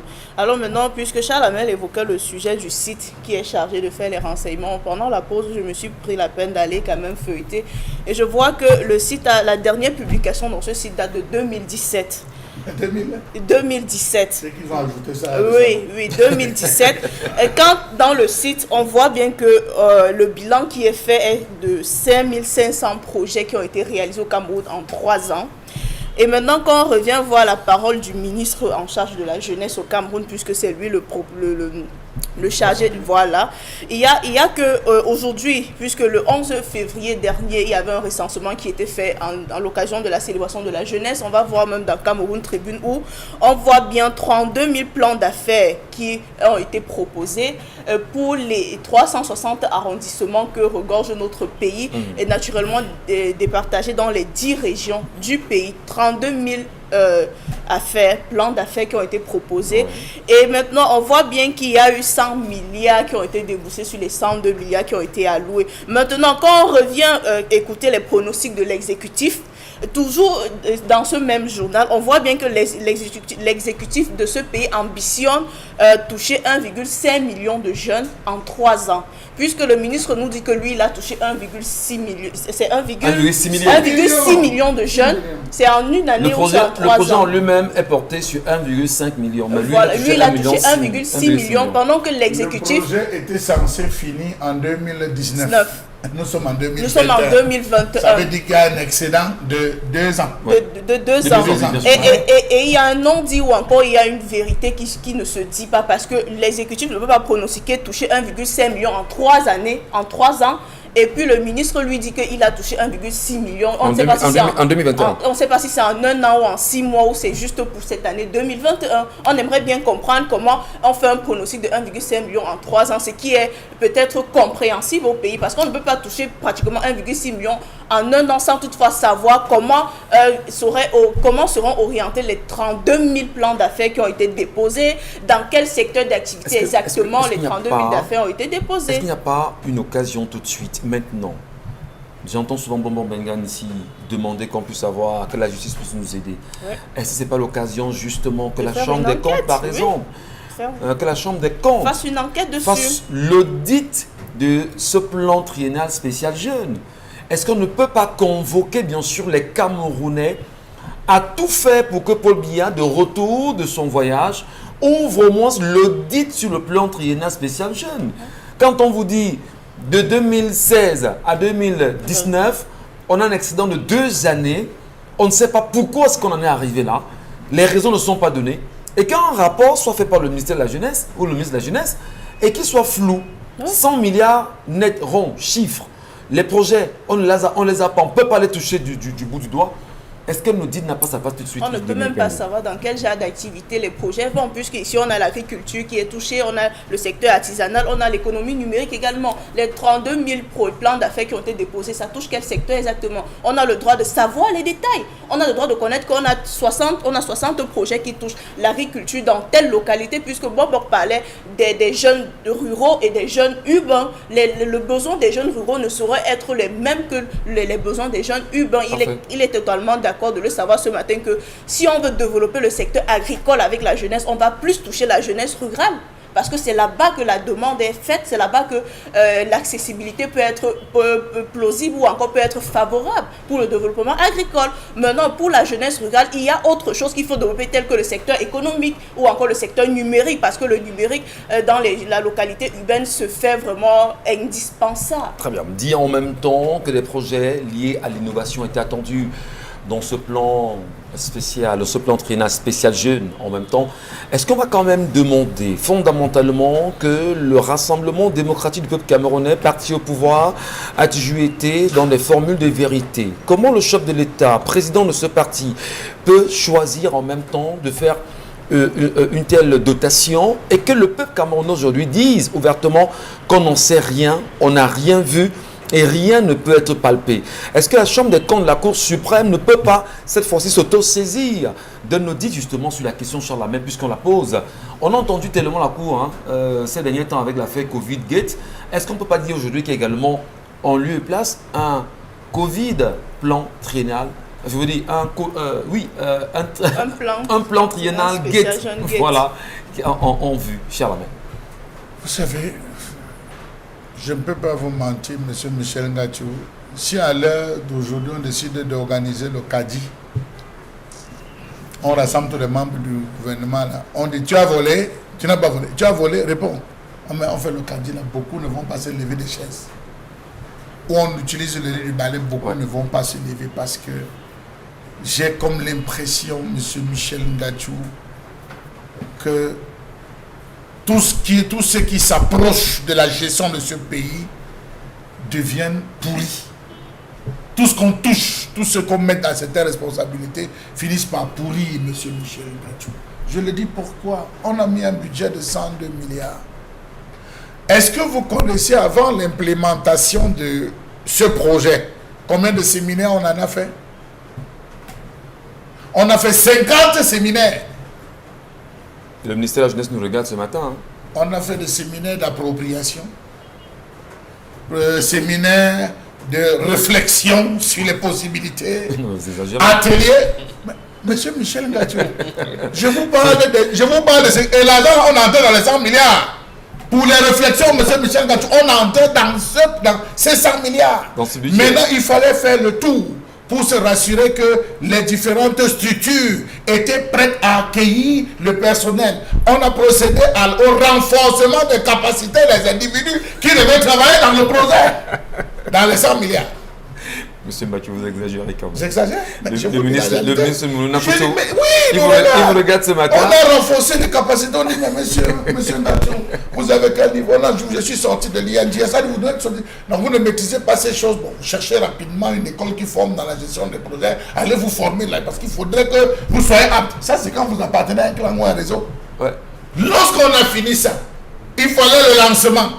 Pour faire le lancement, il fallait la communication, il fallait encore le grappiller dans ces 100 milliards de francs CFA. Faire les t-shirts, faire suivant le nom, suivant. On dit bon maintenant, quand on est prêt, on dit pour pouvoir devenir membre, pour bénéficier, il faut vous inscrire dans un centre multifonctionnel jeune pour avoir votre carte biométrique. C'est vous qui payez. Vous allez encore vous inscrire. Maintenant, vous devez concevoir les plans, votre projet. Les gens sont allés procéder à la conception du plan. Quand vous arrivez, il y a une équipe qui vous reçoit. On parcourt, on dit vraiment ton dossier, on n'est pas sûr qu'il y aura les chances pour ça, mais quand même on met. Tu dis il faut quoi pour que mon dossier passe? On te dit ce qu'il faut, tu choco. Quand ça arrive devant, on te dit que ouais, on a vu le truc là, mais c'est mal formulé. Il faut faire, aller refaire. Tu dis que grand, vraiment, tu ne connais pas quelqu'un qui peut le faire. Il dit voilà, tu parles bien, il faut choco. Tu es le choco pour qu'on ait concevoir ton plan. Le plan qu'on va concevoir, initialement, celui que tu avais pensé, on le modifie en cours de route, on vient te servir autre chose. Vous avez des gens qui ont monté des business plans de 10 millions, on vient te donner 1 million. C'est pourquoi tu fais quoi? Pourquoi vous arrivez à quel niveau, monsieur Michel Ngatou? Voilà comment des jeunes se sont retrouvés à perdre espoir. Puis, monsieur Michel Ngatou, ceux-mêmes qui étaient censés avoir la carte biométrique ne l'ont pas eu. Jusqu'aujourd'hui, on parle de carte biométrique. Jusqu'aujourd'hui, les jeunes qui se plaignent avoir dépensé pour qu'on puisse avoir une suite favorable. Peut-être ça, le ministre n'est pas au courant. Une suite favorable à le dossier, n'ont pas perçu leur argent, c'est toujours en étude. Lorsqu'il y a moins de mouvements, où le ministre va descendre dans une ville, on organise une histoire, on met des brouettes, on met des tirs, on appelle les jeunes, que vous vous plaignez alors, sortez. Vous vous rappelez qu'il n'y a pas longtemps, les jeunes de Douala, de l'Observatoire de Douala se sont levés, ils ont voulu faire des manifestations, ils ont écrit au ministre pas une, pas deux fois. Que le ministre vienne nous parler des villages. On a eu encore notre phénomène, monsieur Michel Ngatou, ils appelaient ça le réarmement.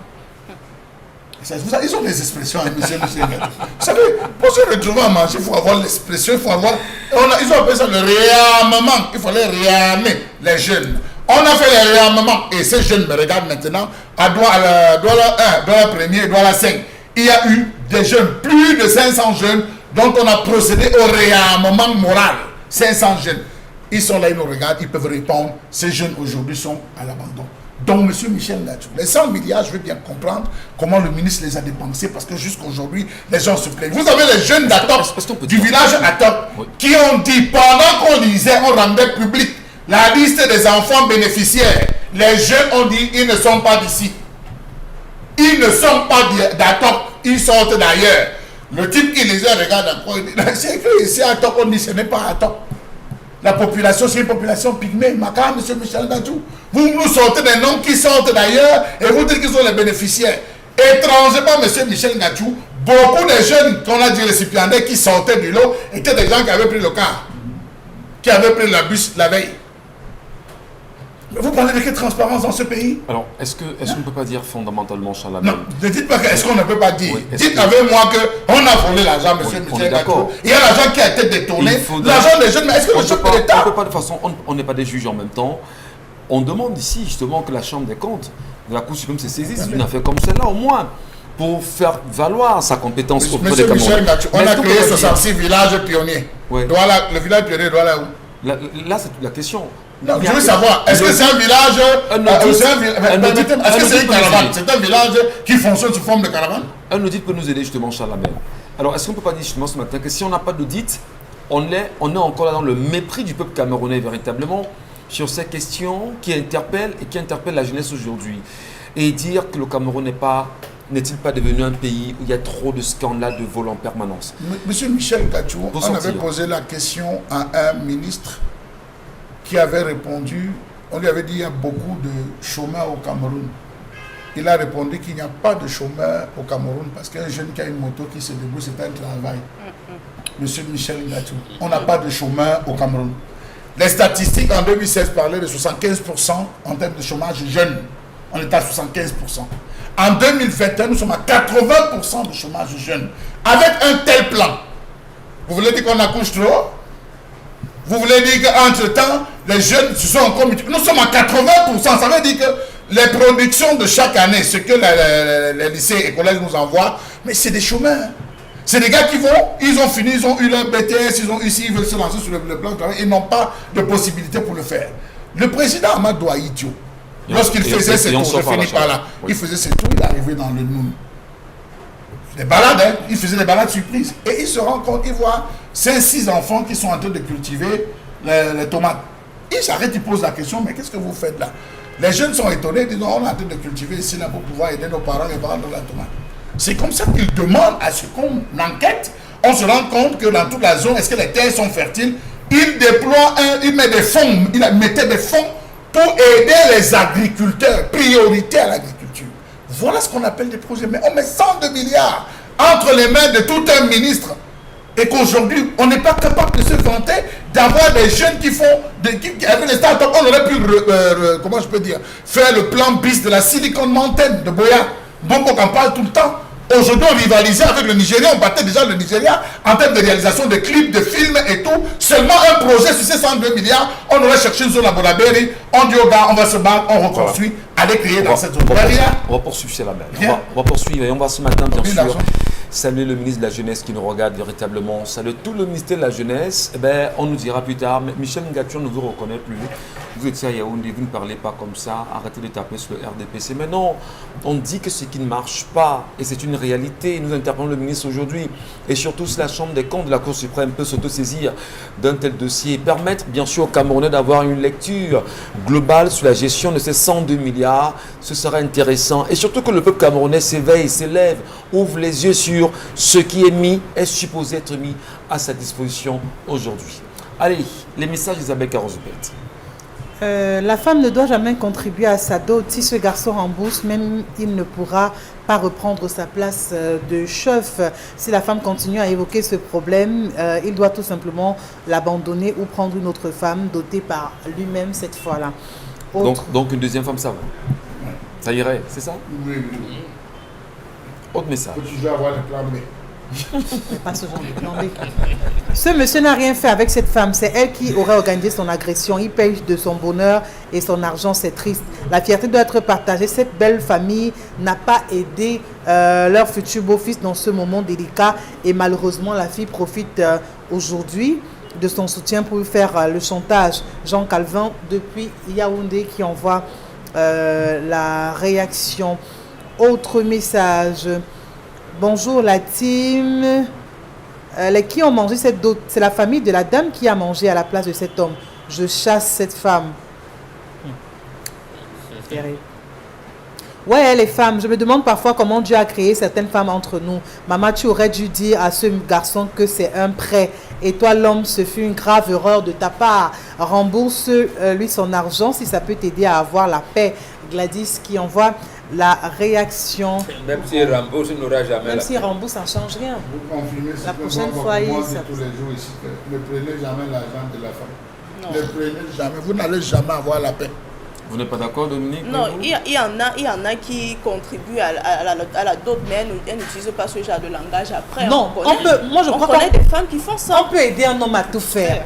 Mais en ce qui concerne venir vous épouser, vous doter, c'est à lui de le faire. Ça apporte un charme que vous ne pouvez Quand pas c'est comprendre. onéreux, quand c'est cher, qu'est-ce qu'il fait? Il n'y a pas de question d'être onéreux quoi que ce soit, Michel on Gatou. parle maintenant. Vous parlez de la femme que vous aimez. C'est de ça qu'il est question. D'accord. Vous parlez de la mère de vos enfants. C'est de ça qu'il est question. Ça ne coupe pas les rues, Michel Gatou. Donc, quand vous avez fait le bon choix et vous estimez que c'est avec elle que vous voulez partager votre vie, vous n'allez pas être regardant sur des choses Parfait. aussi. Allez, on va poursuivre Isabelle Carole. Des messages encore. Salut à vous sur le plateau, je suis bénéficiaire du diplôme triennal, mais je ne peux réaliser mon projet parce qu'on m'a exigé plus de 750 000 pour 450 000. Le reste me servira à quoi? Attendez, relisez-nous ce message, s'il vous plaît. Salut à vous le plateau, je suis bénéficiaire du diplôme triennal, mais je ne peux réaliser mon projet parce qu'on m'a exigé plus de 750 000. On nous parle de remboursement, ça va se passer comment? Nous sommes les jeunes les plus malheureux du monde. J'ai un quatrième, j'attends depuis 10 ans le recrutement sans suite. C'est malheureux. Mais attends, Donc- les gens sont supposés vous donner de l'argent pour vous mettre et On on vous rembourse demande. On demande non, on demande 750 000. Oui, ben on s'en souvient. Ça a fait scandale à un moment donné. Voilà. Souvenez-vous. Ouais. C'est une réalité. Bonjour le plateau, c'est Orné Lapocam depuis Bafoussam. Moi je vois que cette femme ne s'est pas mariée par amour propre, mais par intérêt. Car une bonne femme est celle qui aime son mari sans intérêt, sans condition. Mais de nos jours, ce genre de femme est très rare. Là, c'est pas l'intérêt. Elle a Si été- cette femme, elle sait que le divorce est difficile. Divorcer, c'est difficile. Elle cherche un abri. L'abri, c'est tout. Comme elle est entrée déjà, elle peut parler fort. Voilà. Est-ce que parce que c'est divorcé? Et après, c'est quand on divorce? elle vous ridiculise comme ça, elle va vous dire, tu sais que la femme, son problème c'est la bouche, non? Sa force c'est la bouche. Mais tous les jours, vous ridiculisez. Mais c'est dur quand même, hein. C'est dur quand même. Mais Prendre quand l'argent de la on vous femme dit pour que le les mariage. hommes sont victimes de violences et ils ont honte d'en parler, vous dites que... Monsieur Michel, Voilà. on avait assisté à une réunion où l'homme était venu se plaindre de sa femme, que sa femme lui parlait mal, lui tenait des propos vraiment. Chaque fois que l'homme se plaignait en pleine salle, la femme se met à genoux. Elle dit que ouais, mon cœur, ouais, mon amour, vraiment, on peut avoir tous les désagréments, on peut avoir tous les hauts et les bas. Est-ce que tu vas venir? Il n'y a que toi que j'aime. L'Assemblée disait vraiment, voilà la Ouais, femme toi moderne. aussi, si, Mais toi aussi supporte. Dès qu'il sortait de la salle, dans la voiture, jusqu'à l'homme vivait à quoi des pires. Tu vas, non? Non, il disait, n'est-ce pas on rentre? N'est-ce pas, on rentre? N'est-ce pas on rentre? Demain, convoque-les encore. N'est-ce pas on rentre? Mais Vous voulez qu'on compte le nombre d'hommes qui se comportent comme ça? Non, non, c'est les femmes qui font ça. Non, Et il y a puis, des je vais vous hommes. dire, Il y a des hommes qui il a sont- fallu qu'il cache quelqu'un, parce qu'à l'époque, il n'y a pas de téléphone, qu'il cache quelqu'un dans la penderie pour que la personne puisse venir témoigner que vrai. Chaque fois, elle sait comment elle fait pour glisser, mais j'étais là ce jour, j'ai tout entendu. Oh là là. Donc, vraiment, cet homme-ci souffre. On va peut-être pas dire que l'homme souffre forcément, mais dire aussi qu'il est un tout petit peu négligent. Non, mais Mais L'homme prendre- souffre, prendre- dans un prendre- couple, c'est l'homme qui souffre. non, tout dépend de la posture que c'est. Parce que si la femme réplique de la sorte, c'est tellement veut dire des qu'il y a propos une autre assez chose. graves, assez durs. Ça veut dire qu'en face, vraiment, elle a dû recevoir un coup de massue. C'est voilà. pour ça qu'elle se dit au moins, C'est ça. pour qu'il y ait un moindre pincement, autant me sortir ce genre de propos qu'on condamne tous. Donc moi je dis, la dot c'est sacré. Si vous voulez doter une femme, faites-le. Allez. Vraiment, Non, là, avec c'est le concours vrai, il y de a toute pas votre de débat famille. dessus. Dans un court instant, nous serons avec Constille Amine, Madame et Monsieur sur notre antenne. Et cette fois-ci, il viendra encore nous parler des tapis de braise, comme c'est la tradition sur notre antenne à chaque fois. Et nous poursuivons avec vous cette édition du Zénith. Et nous saluons bien sûr Constille qui s'installe à l'instant avec son tapis de braise. Vous aimez le bon goût de la cuisson sur le grill, mais vous détestez lorsque vos aliments restent collés à la grille? Plus maintenant, avec le nouveau tapis de grill anti-adhésif Yoshi infusé avec du cuivre. Les chefs préfèrent cuisiner avec du cuivre parce qu'il chauffe rapidement et uniformément. Pas de point chaud de flambée, juste des plats juteux et tendres avec cette saveur grillée. Et puis, le grill reste propre. Et regardez, des marques de grill parfaites en plus. Incroyable! Il est presque impossible de nettoyer un grill recouvert de fromage, mais le tapis anti-adhésif Yoshi rend le nettoyage facile.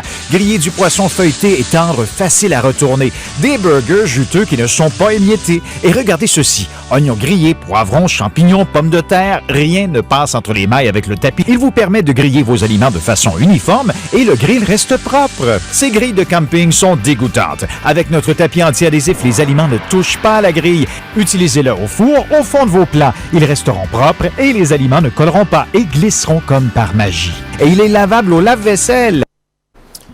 Allez, c'est bien compris, Concilamine, bonjour. Alors, bonjour Michel Ngachou, bonjour à nos téléspectateurs et bonjour à tous les clients et partenaires du concept Salaka, votre concept de communication et de vente en direct sur les antennes d'Equinox Radio et Télévision. Nous sommes bel et bien mardi et cette semaine est une semaine très très spéciale parce que le concept Salaka célébrera un événement très très inédit ce jeudi à partir de 12h du côté bien sûr du magasin 1001 tapis. C'est un événement commercial qui vous permettra de faire des achats dans de très très bonnes conditions avec bien sûr beaucoup de cadeaux. Alors ce matin, nous allons commencer déjà par le Salaka du jour qui permettra aux premiers clients qui vont acheter 3 tapis de braise, vous allez recevoir gratuitement un fer à vapeur de marque 500 qu'on vous donnera gratuitement pour les premiers clients qui vont acheter 3 tapis de braise. Je rappelle, quand vous achetez un tapis de braise, on vous donne le deuxième gratuitement. Vous achetez 2 tapis de braise, on vous donne encore 2 gratuitement. Vous achetez 3 tapis de braise, on vous donne 3 tapis de braise gratuits. Ça fait un total de 6 tapis de braise pour le compte de cette grande promotion commerciale du côté bien sûr du magasin 1001 tapis. Et je rappelle, les premières personnes à commander à travers les numéros de téléphone qu'on s'affiche au bas de l'écran, à commander 3 tapis de braise, en plus de recevoir 3 tapis de braise d'une manière supplémentaire, vous allez recevoir un fer à vapeur, un très grand fer à vapeur de marque 500 qu'on vous donnera gratuitement du côté bien sûr du magasin 1001 tapis. Alors je rappelle donc les avantages de ce tapis de braise. Il présente plusieurs avantages. Tout d'abord, ce tapis de braise permet aux poissons de ne plus coller. Le tapis de braise permet aux poissons de cuire rapidement. Le tapis de braise donne un goût particulier à votre poisson. Oh là là là là là là, le goût de ça, c'est délicieux, c'est nyanga d'utiliser le tapis de braise quand on veut réaliser une braise de qualité. Alors les numéros de téléphone, vous les aurez tout à l'heure au bas de l'écran. C'est donc l'occasion plus que jamais de commander dès à présent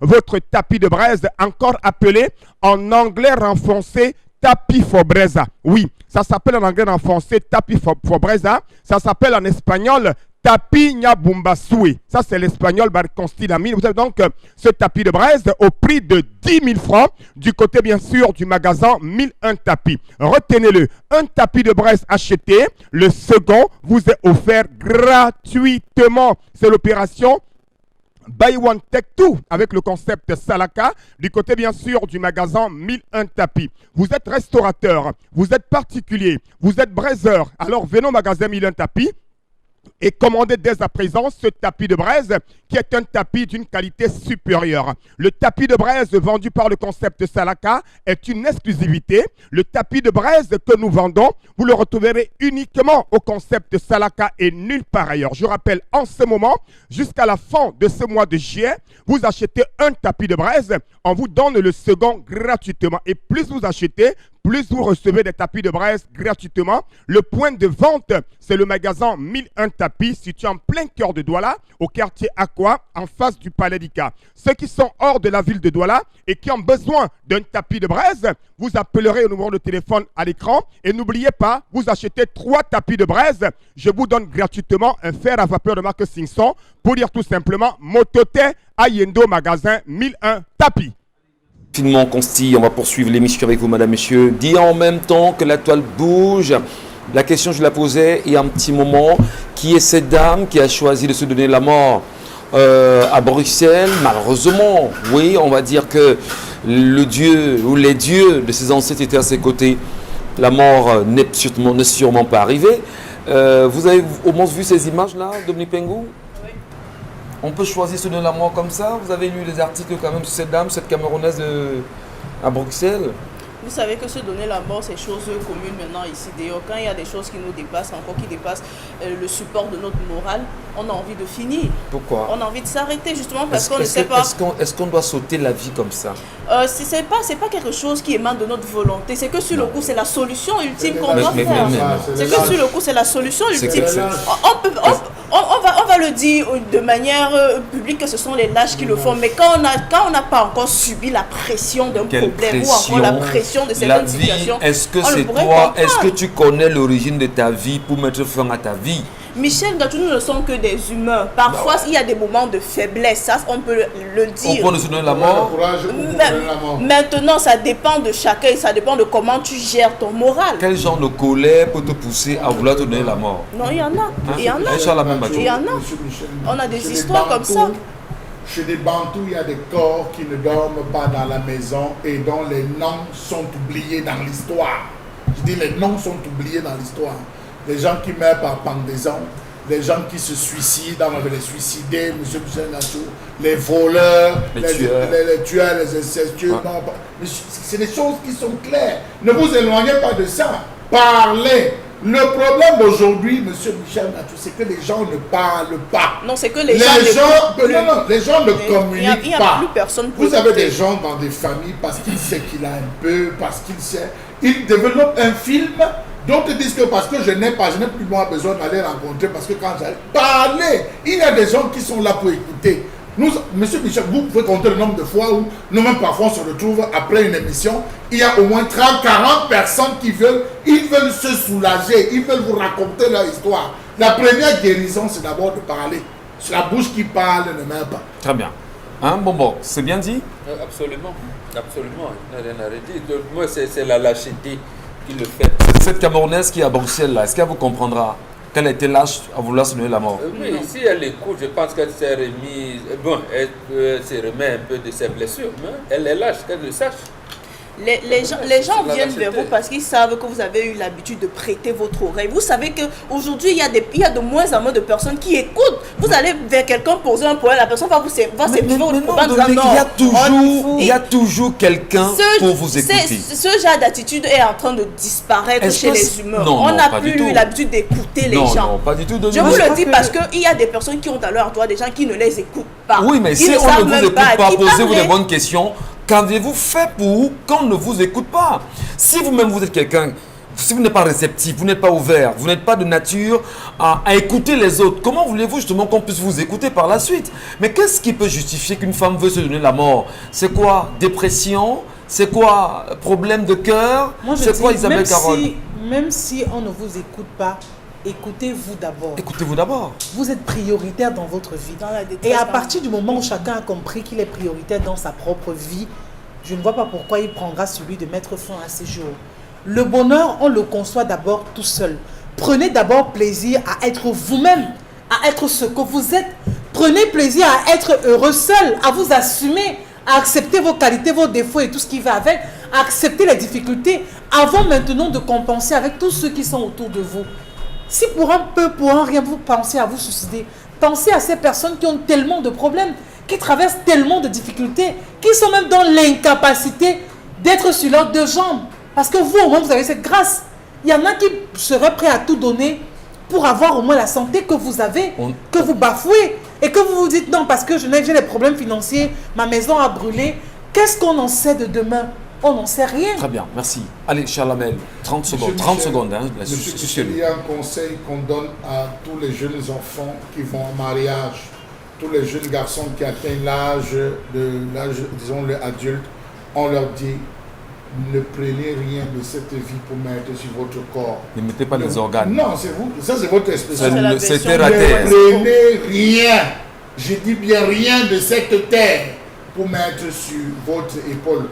Lorsque vous êtes né, vous êtes venu combattre le monde avec les deux poings fermés. L'enfant qui naît. Lorsque vous mourrez avec la main tendue et posée. Vous êtes venu combattre, vous n'avez rien pris, vous repartez les mains vides. Voilà. Donc, si vous vivez avec ça, quand vous enlèvez votre vie, quand vous volez le téléphone portable, ça ne vous dira rien. Là où est ton cœur, là aussi est ton trésor. Et là où est ton trésor et ton cœur, il y a AVC. Merci beaucoup. La revue des réseaux sociaux Isabelle Carozopet. AVC est gratuit, c'est un médicament qui coûte cher. Alors voilà, l'AVC est gratuit, ce sont les médicaments qui coûtent cher. Voilà. Et surtout demander à ceux qui ont... Vraiment, c'est une petite virgule. S'il vous plaît, cher aîné, s'il vous plaît, cher papa, cher grand frère, qui avez l'habitude de parler trop fort, un peu de diplomatie. La maladie n'est pas loin. Parlez doucement. Créez toujours un climat de sérénité avec ceux avec qui vous échangez. Parce que nous aussi, à un moment donné, on a votre souci. Arrêtez de crier, arrêtez parce qu'on a besoin de vous. Donc s'il vous plaît, l'AVC n'est pas loin. Comme disait justement Dominique Pengou, c'est le médicament qui coûte cher.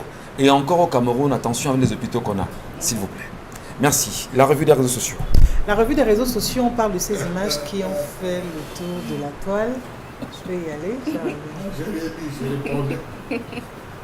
De quoi riez-vous, Charlemagne? D'accord. Par rapport au coup de gueule. Ah, vous me répondiez. Par rapport au coup de gueule de Michel. Non, c'est pas un coup de gueule, c'est une envie. Il faut protéger nos aînés qui nous regardent ce matin en leur disant ça sert à rien de trop gronder. Hein. Pas aussi, hein. C'est ciblé? C'est ce qu'il veut savoir. Non, je n'ai pas posé. De quoi riez-vous, monsieur Mbachou? Je n'ai pas parlé. Je vous ai répondu. Vous n'êtes pas sérieux. Allez, poursuivons, Isabelle Carole. Alors, justement, on parlait de ces images qui ont fait le tour des réseaux sociaux, qui embrassent bien évidemment la toile. L'image de ces étudiants camerounais du côté du Maroc qui ont, eux, choisi d'engager, ça il faut le dire, hein, une grève de ce côté, et bien sûr, parce que comme quoi, vous voyez dans les conditions dans lesquelles ils ont assiégé justement cette ambassade du Cameroun du côté du Maroc pour revendiquer ces bourses dont ils n'ont pas eu, ça fait 18 mois, ou encore, voilà, qu'ils sont justement dans ce besoin qu'ils ne cessent de revendiquer. Cela 18 mois de bourse jusqu'ici impayés. On se pose bien les bonnes questions. Ils ont été expulsés, voilà, de leurs différents logements. C'est pas du tout évident pour eux. Ils ont choisi de venir camper devant l'ambassade du Maroc, du Cameroun, voilà, au Maroc. Question de se faire entendre par l'ambassadeur qui pourra tout au moins, ou encore qui est la seule issue pour eux de pouvoir gérer cette situation, de leur remettre dans de meilleures conditions, de pouvoir au moins permettre que ces derniers puissent recevoir des cours de ce côté-là comme il se doit et du moins regagner leur logement. Des images, on va le dire, qui commencent à devenir très très courantes, qu'on soit ici ou ailleurs, des Camerounais ou précisément des étudiants ne cessent de se plaindre de ces mauvais traitements à leur affligés. Sincèrement, est-ce qu'on ne doit pas écouter, est-ce qu'on ne doit pas entendre Mbon Bengan, le ministre, je veux dire, lui, le ministre des Relations extérieures, est-ce qu'on ne doit pas l'entendre sur une affaire pareille? Est-ce qu'on ne doit pas entendre l'ambassadeur du Cameroun au Maroc? Quelle est cette façon de traiter les Camerounais là? Qu'est-ce qui peut justifier ça? Non, après on dira que c'est la brigade anti-Sardina qui dérange. C'est incroyable quand même. Peut-être c'est la brigade anti-Sardina qui se couvre là. Non, de manière plus sérieuse, nous vous avons dit ici qu'il y a un plan d'extermination de la jeunesse. Le renouveau ne veut pas les jeunes qui réfléchissent, qui veulent prendre leur destin en main, qui veulent développer leur pays. Si vous n'appartenez pas à des réseaux bien huilés, vous êtes voués aux gémonies. Et c'est comme ça qu'on encadre les jeunes qui vont apprendre, qui vont étudier, qui ont eu des bourses dans un pays comme le Cameroun, à l'étranger, au Maroc précisément. D'abord, il faut questionner la manière dont ils ont obtenu ces bourses. À un moment, il y a des conditionnalités. Il peut y avoir des conditionnalités après que les jeunes n'acceptent pas. Ou alors, ces bourses ont été carrément détournées. On vous dit, bon, comme ils sont là-bas, leurs familles vont se débrouiller. Je pense qu'il y en a eu un cas comme ça, une situation en Algérie, où on a demandé son boursier, mais on demande aux familles de s'occuper de leurs enfants. Et pourtant, ils sont boursiers. Ça veut dire que certaines personnes à Yaoundé ont détourné ces bourses-là. Et on sait que, bon, comme les gars, nous, ils sont partis, ils vont se débrouiller. Parce que l'orientation politique au Cameroun, c'est la débrouillardise. Tout le monde se débrouille. Les ministres se débrouillent pour voler. Les opérateurs économiques se débrouillent. On jongle avec les quittances et néo. On jongle avec les impôts. On jongle avec les impôts. Eux-mêmes jonglent. Donc, tout le monde se débrouille. Pourvu qu'on se réveille le matin, c'est tout. Donc, le pays ne sert plus à rien. paix, travail, patrie, on ne nous apprend rien de ce que vaut notre devise. Donc, nous ne sommes pas des citoyens en réalité. Donc, nous n'avons pas un imaginaire collectif pour penser le développement de notre pays.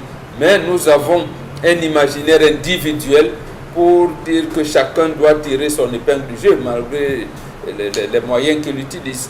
Dis en même temps, Dominique Pengou, que là, c'est une honte jeter sur l'école, c'est une honte jetée sur les Camerounais de l'étranger. Et il y en a qui sont dans la diaspora, puisque la diaspora, c'est tous ces pays derrière l'étranger, notamment françaises, si vous voulez, allemandes, etc., qui se plaignent contre le chef de l'État lui demandant de rentrer. Mais est-ce que le chef de l'État lui-même ne devrait pas un tout petit peu avoir honte de ses ministres, notamment celui des Affaires étrangères, avec la condition que vivent ces Camerounais là-bas au Maroc? Alors cette histoire du Maroc me touche particulièrement parce que j'ai un cousin direct qui est concerné. Ah, il s'est couché là-bas. Oui, il est couché là-bas justement. Et il a obtenu la bourse en 2016. Oui. Oui, la bourse d'études en 2016. Quand il partait au Maroc, en fait, lui et ses promotionnaires, il était question que l'État arrive, on leur a dit qu'il devrait d'abord arriver en terre marocaine pour que la bourse prenne effet. Donc les familles se sont battues, ont envoyé les enfants de ce côté-là et ils ont fait 2 ans, c'est-à-dire 2 ans, les 2 premières années, et naturellement, puisque quand vous allez au Maroc, vous payez 2 ans, c'est-à-dire logement, études y compris. Maintenant, en 2018, ils se sont plaints, ils sont encore allés, ils ont fait une lettre, ils ont déposé à l'ambassade du Cameroun au Maroc pour se plaindre du fait que ça fait déjà 2 ans qu'ils sont en terre marocaine, ils n'ont jamais reçu de subvention de l'État, ils n'ont jamais reçu d'accompagnement, ils n'ont jamais rien reçu concernant ce que la bourse qui était censée être destinée à ces jeunes-là n'a jamais été parvenue ou encore n'a jamais été mise à profit. Et puis maintenant, les lettres qu'ils ont envoyées, signées avec tous les promoteurs n'ont jamais eu de réponse et encore moins d'accusés de réception. Je pense qu'en 2019, ils ont fait un premier sitting devant l'ambassade du Maroc. On leur a chassé. C'est l'ambassadeur camerounais au Maroc qui les a même chassés personnellement. Il leur a dit, j'ai reçu vos multiples requêtes, j'avais reçu vos multiples lettres, je vais vous répondre ultérieurement. Et aujourd'hui, il y a des étudiants qui ne sont plus étudiants parce que justement, ils n'ont plus l'argent de continuer. Ils sont devenus des choses qu'on ne connaît pas aujourd'hui. C'est eux là qu'on va coucher. Juste, Voilà, oui. donc, voilà. Donc voilà une situation assez triste. Lui, il a continué parce que sa petite famille s'est battue à payer naturellement ses études. Mais il dit qu'ils étaient partis, je pense qu'ils étaient pratiquement 25. Aujourd'hui, ils ne sont pratiquement que 5 qui ont continué les études. Il y a plus de 20 jeunes qui sont en terre marocaine. On ne sait pas où ils logent, ce qu'ils font de leur vie et ce qu'ils sont devenus aujourd'hui en 2021 depuis 2016. Donc vraiment, c'est très triste. Et ça veut dire que l'arnaque a commencé dès le départ. Vous ne pouvez pas être boursier d'un État et on exige que c'est les familles. C'est quand vous serez là-bas que votre bourse sera en vigueur. On a étudié les dossiers comment? Ça veut dire que dans la sélection, l'ambassade du Maroc a accordé les visas, sachant sur la base de quoi? S'il fallait qu'on se débrouille. Il y avait une liste qui est sortie. Voilà, quand la liste est sortie, votre bourse arrière là. Mais sauf que comment demande-t-on aux familles de s'occuper des enfants même le billet d'avion ne revient pas à la famille, c'est à l'État. Vous êtes boursier, l'État vous met en route pour aller là où vous allez étudier. Mais moi, je comprends qu'il y a tellement de choses qui se passent. Ça veut dire que vous avez reçu déjà même au niveau des personnes qui reçoivent la bourse, on comprend tout de suite qu'il y a un problème. Ça veut dire que ce ne sont pas des personnes qui ont mérité là-dedans. On peut dire, on peut croire, on peut y penser. Oui, mais c'est pas tout ça. En même temps, quand vous êtes boursier, il y a un suivi qu'on fait, Michel Ngachou. On ne s'arrête pas au simple fait que vous avez été inscrit dans cette école, on vous a acheté un billet d'avion et tout. Il y a un suivi qu'on fait. C'est-à-dire que l'État du Cameroun doit être capable de dire que sur les 12 qu'on a envoyés, voici à tel niveau. Y compris les ouvertures, les débouchés. C'est un suivi jusqu'à la gare, jusqu'à la fin de votre formation. On vous accompagne, on a l'obligation de le faire. Ce n'est pas du genre, on va dire, on a envoyé 12 personnes aujourd'hui, on a 2 personnes, et on ne sait même pas où les 10 autres personnes. Et il y avait même avant ce qu'on appelait l'engagement décennal. Vous êtes boursier, vous signez un engagement qui dit que vous allez travailler pour le compte de l'État pendant au moins 10 ans. Parce que l'État vous a pris en charge et pour payer vos études et toutes les commodités jusqu'à la fin de votre formation. Très bien.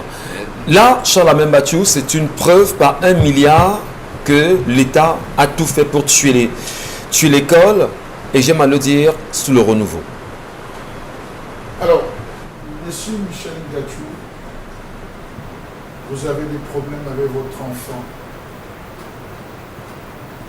Votre enfant est têtu. En frappant l'enfant, au vu de la dureté des coups, l'enfant fuit, se retrouve à l'extérieur. Vous fermez la porte de votre maison. À 1 heure, vous guettez par la fenêtre, vous voyez votre enfant couché devant la porte. Que faites-vous? Vous l'ouvrez et vous lui demandez d'entrer. Je demande à la régie de faire, la régie ici peut nous faire revoir l'image proposée par Isabelle Caron. Voilà. Ils sont où là? À l'entrée de l'ambassade du Cameroun. L'ambassade est comment? Fermé. L'état de l'ambassade? C'est fermé. C'est fermé. C'est fermé, monsieur Michel Ngatou. Expliquez-moi comment une ambassade peut être fermée à ses propres ressortissants.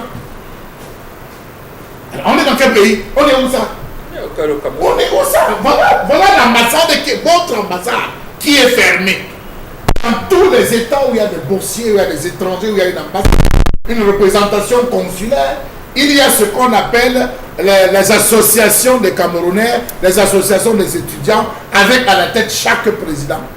Il y a un président qui s'est fait refouler. Parmi le président des étudiants allait rencontrer pour des négociations, il s'est fait refouler. On lui a demandé littéralement d'écrire à Yaoundé. Est-ce que ce n'est pas des attitudes du gouvernement comme ça? Non, c'est que c'est Vous choquant. avez au Maroc, vous avez en Tunisie, En Algérie. vous avez en Algérie, tous les pays là, Afrique blanche, ce qu'on appelle l'Afrique blanche, les pays de Maghreb, monsieur Michel Ngatou, on méprise. Les Camerounais nommés ambassadeurs méprisent, détournent l'argent de ses enfants sous le fallacieux prétexte qu'ils sont les supporters du MLC. Disons la vérité. Est-ce Ne que marchons pas, non, monsieur Michel Ngatou. Ouais. Ne marchons pas les mots. On est Ce d'accord. sont nos enfants, ce sont nos jeunes qui sont là-bas et ça fait excessivement mal que votre enfant, c'est l'État qui a pris l'engagement. Depuis qu'il est poussier, on s'occupe de lui, il va sur le compte. Mais que ce gars arrive là-bas et l'État, mais vous accepterez ça à votre enfant? Pas du tout. Est-ce que justement, ce n'est pas des attitudes comme ça? On peut regarder l'image à nouveau, je vous en prie, la régie, pour mieux se comprendre. Lorsque ces enfants sont couchés comme ça, à l'entrée de l'ambassade, on a des Camerounais... Ils n'ont plus de maison. On a des Camerounais qui... Vous avez vu Permettez, Chabama, il y a une manifestation qui est en train de se préparer en ce moment en Europe. On a eu l'ambassade suisse, en Suisse, également une sortie pour inviter les uns les autres à se calmer. Est-ce que des images comme ça ne sont pas de nature à prouver et à donner plus d'énergie à ces Camerounais de la diaspora d'aller justement faire ce qu'ils veulent faire? Qu'est-ce qu'on peut faire pour que le Cameroun change? Pourquoi est-ce qu'on peut arriver à ce niveau, M. Mbatou? Qu'est-ce qui se passe? Monsieur Michel Ngatou, je vais plus loin parce que je suis en train de mener une enquête dans cette affaire. Les parents de ces enfants ont été chassés comme des malpropres au ministère des Relations extérieures. Les parents de ces enfants ont été chassés comme des malpropres au ministère de l'Enseignement supérieur. Vous voulez qu'on continue? Il y a certains parents qui ont demandé à ce qu'on rapatrie leurs enfants. Oui, ils ont demandé qu'ils sont allés Oui, parce que c'était les le parents, nous projet. n'avons pas d'argent. Vous avez décidé que vous allez Rapatrier nos Ramenez enfants. nos enfants, c'est terminé. Mais sauf- Beaucoup de filles là-bas font la drogue, elles sont dans la drogue, elles sont dans la prostitution, ça je vais vous dire. Oui. Elles font une prostitution. La dernière m'a écrit en disant que ce qui paye maintenant là-bas, c'est coucher avec les animaux. Et ça paye bien. Beaucoup de Camerounaises dont les parents sont ici. Faites tout pour amener Donc, vos enfants. C'est la bourse que les Camerounais ont eu là-bas. Sauf que Michel, on ne pourrait même les rapatrier parce que l'ambassadeur du Cameroun au Maroc ne sait même plus exactement le nombre d'étudiants qui avaient bénéficié Puis, de la autre bourse. chose, Il n'a les même- il n'a même plus passeports, de recensement. faute d'argent sont arrivés à peine. Oui, donc ce sont non seulement des sans-papiers. Les dossiers sont pleins, monsieur Michel Ngatou. Il n'y a plus de recensement, il n'y a plus rien, on ne sait même plus Organisez qui on va un rapatrier. retour. Qu'est-ce Vous qu'on les a? ramenez au Cameroun. Bonbon Bengan, qu'est-ce que le Cameroun a fait pour mériter ça? Qu'avons-nous fait pour mériter ça? C'est le renouveau, vous voulez quoi? Mais le renouveau finalement nous a ramené où? Qu'est-ce qu'on a fait pour mériter ça? Qu'est-ce qu'on fait pour que ça change au plus vite, Isabelle Carole? C'est quoi ce problème? C'est quoi ce pays? C'est quoi? Il y a une question triviale qu'on pose souvent. Que vous rappelle la date du 11 février? Que vous rappelle la date du 6 novembre 1982? C'est le jour où Dieu a maudit le Cameroun. Donc, vous riez, mais c'est pas risible, Charles Membachou. Mais c'est incroyable que le Cameroun choisisse d'abandonner ses enfants comme ça. Victor Hugo C'est disait, incroyable. devant la bêtise humaine, plutôt que pleurer, rire en vomi. Oui, parce qu'en fait, ce qui se passe, Michel, c'est que ceux qui sont en train de dire vraiment porter très haut ce pays, leurs enfants sont où? C'est la question que je vous pose. Non, je voudrais qu'on relise le document de l'ambassadeur du Cameroun en Suisse pour mieux comprendre. Et c'est pas exagéré, Isabelle Carole. C'est trop fort quand même. Hein. C'est pousser le bouchon trop loin. À défaut de ça, laisser les parents avec leurs enfants au pays. C'est mieux. Je préfère savoir mon enfant en train d'être, je sais pas, en train de faire n'importe quoi, ou alors au moins il est sous mon champ visuel, plutôt que d'avoir un enfant qui soit dans un autre pays où on me dit ok, d'accord, il a bénéficié d'une bourse et qu'il soit en train de tout faire sauf d'étudier. Et il est d'abord en insécurité. Vraiment, rien ne vaut une vie. Ça ne vaut pas la peine de laisser les enfants au pays. Maghreb, l'erreur se paye cash. Voilà. Ça ne tarde pas. Dans les pays du Maghreb, l'erreur se paye cash. Donc ça ne donne pas, c'est la mort. Ça se paye cash. On vous ampute les pieds, on vous ampute, on crève les yeux. Mais vous voyez ce qui est en train d'arriver. Ramenez ces enfants, s'il vous plaît. Oui, ramenez-les au pays. À qui renvoie, Ramenez ces enfants. est-ce que le ministre des Relations extérieures nous regarde ce matin? Est-ce que Jacques Ndongo, ministre d'enseignement supérieur, est-ce qu'il nous regarde ce matin? C'est incroyable. C'est incroyable. Ramenez ces enfants au pays. Ramenez-les. Faites un avion pour les ramener. On ne saurait se taire tant qu'il n'y aura pas justement une solution à cela. On saurait rester muet tant que ces enfants ne retrouveront pas leur pays. C'est effroyable, c'est choquant, c'est énervant, c'est courroucant, c'est injurieux pour le Camerounais. Cher Ramel. Vous voyez quelqu'un, il court. Lorsqu'il court dans l'ambassade, je suis américain, je suis français, je suis on ouvre d'abord. Et il entre. Vous êtes en situation irrégulière, votre ambassade ferme. Et l'ambassadeur qui est encore, il est encore en fonction. Soupolbia quand même, c'est trop fort. C'est trop fort, c'est trop fort. Et le C'est trop président fort. devait démissionner. Mais voilà la diplomatie. C'est trop fort. À chasser cet ambassadeur. C'est trop fort quand même. Allez, on va saluer Consti à nouveau, hein, parce que là, peut-être le temps de se calmer un tout petit peu. Et allez savoir, on saura se calmer, on comprend Chalamel. Eh bien, on saura exactement ce qu'il nous propose ce matin. À nouveau, le correcteur de posture, malgré la colère. Consti Lamine, le correcteur. J'ai bien sûr cette jaquette médicale, non seulement je l'ai en main, mais j'ai également le correcteur de posture sur moi. On peut donc admirer l'élégance de ce correcteur de posture. Chers téléspectateurs, c'est une réalité commerciale avec le concept Salaka qui ne vend que la qualité et rien que la qualité.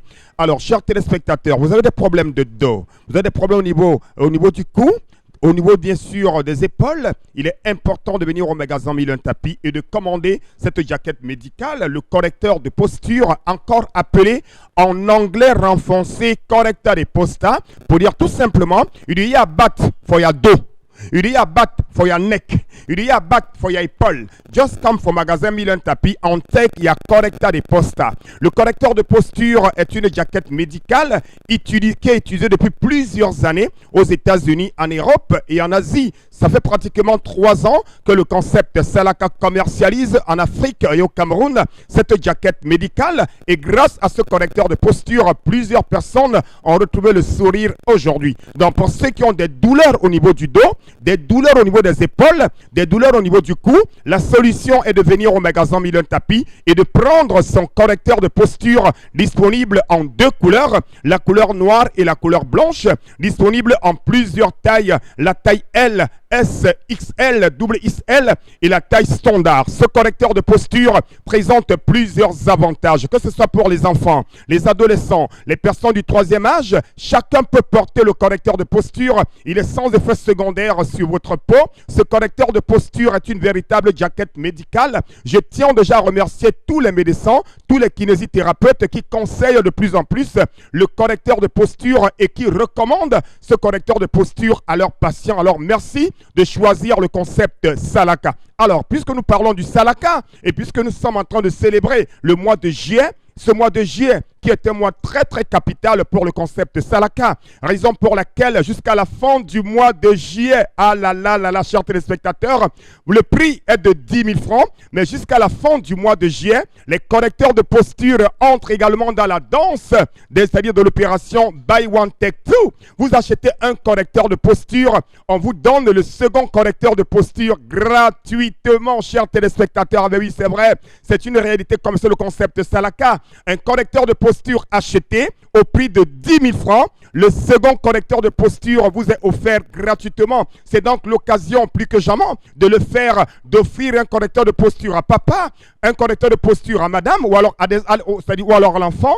En ce moment, un correcteur de posture acheté, le second vous est offert gratuitement. Donc, mototenye sengale matatan, basango na banyango pesa langondedi, wa sengale te sese o mongo, o nyingo, o makata, yando magasin milen tapi, o nongo correcteur de posta. Un acheté, le second vous est vendu, vous est donné gratuitement. Et on va également vous dire merci, madame, monsieur, pour l'intérêt que vous portez chaque matin. Cette émission du Zénith sur notre antenne, sur votre télévision, la chaîne du peuple. Eh bien, se demander avant de partir, comment peut-on comprendre que malgré les appels des Camerounais sur la question de la gestion des 180 milliards de francs CFA du Covid, que l'on ait servi au peuple camerounais, on va dire une synthèse du rapport, alors que les Camerounais attendent toujours le rapport en question. Est-ce que ce n'est pas du mépris à l'endroit du peuple? Et comment se taire? À demain, 10h.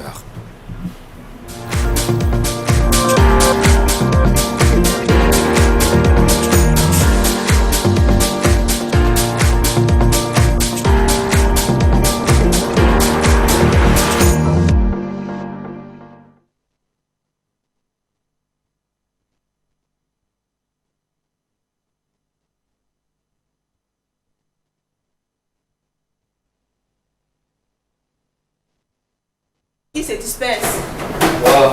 On t'attrape, on te frappe. Oui, c'est parce que Quand tu es dans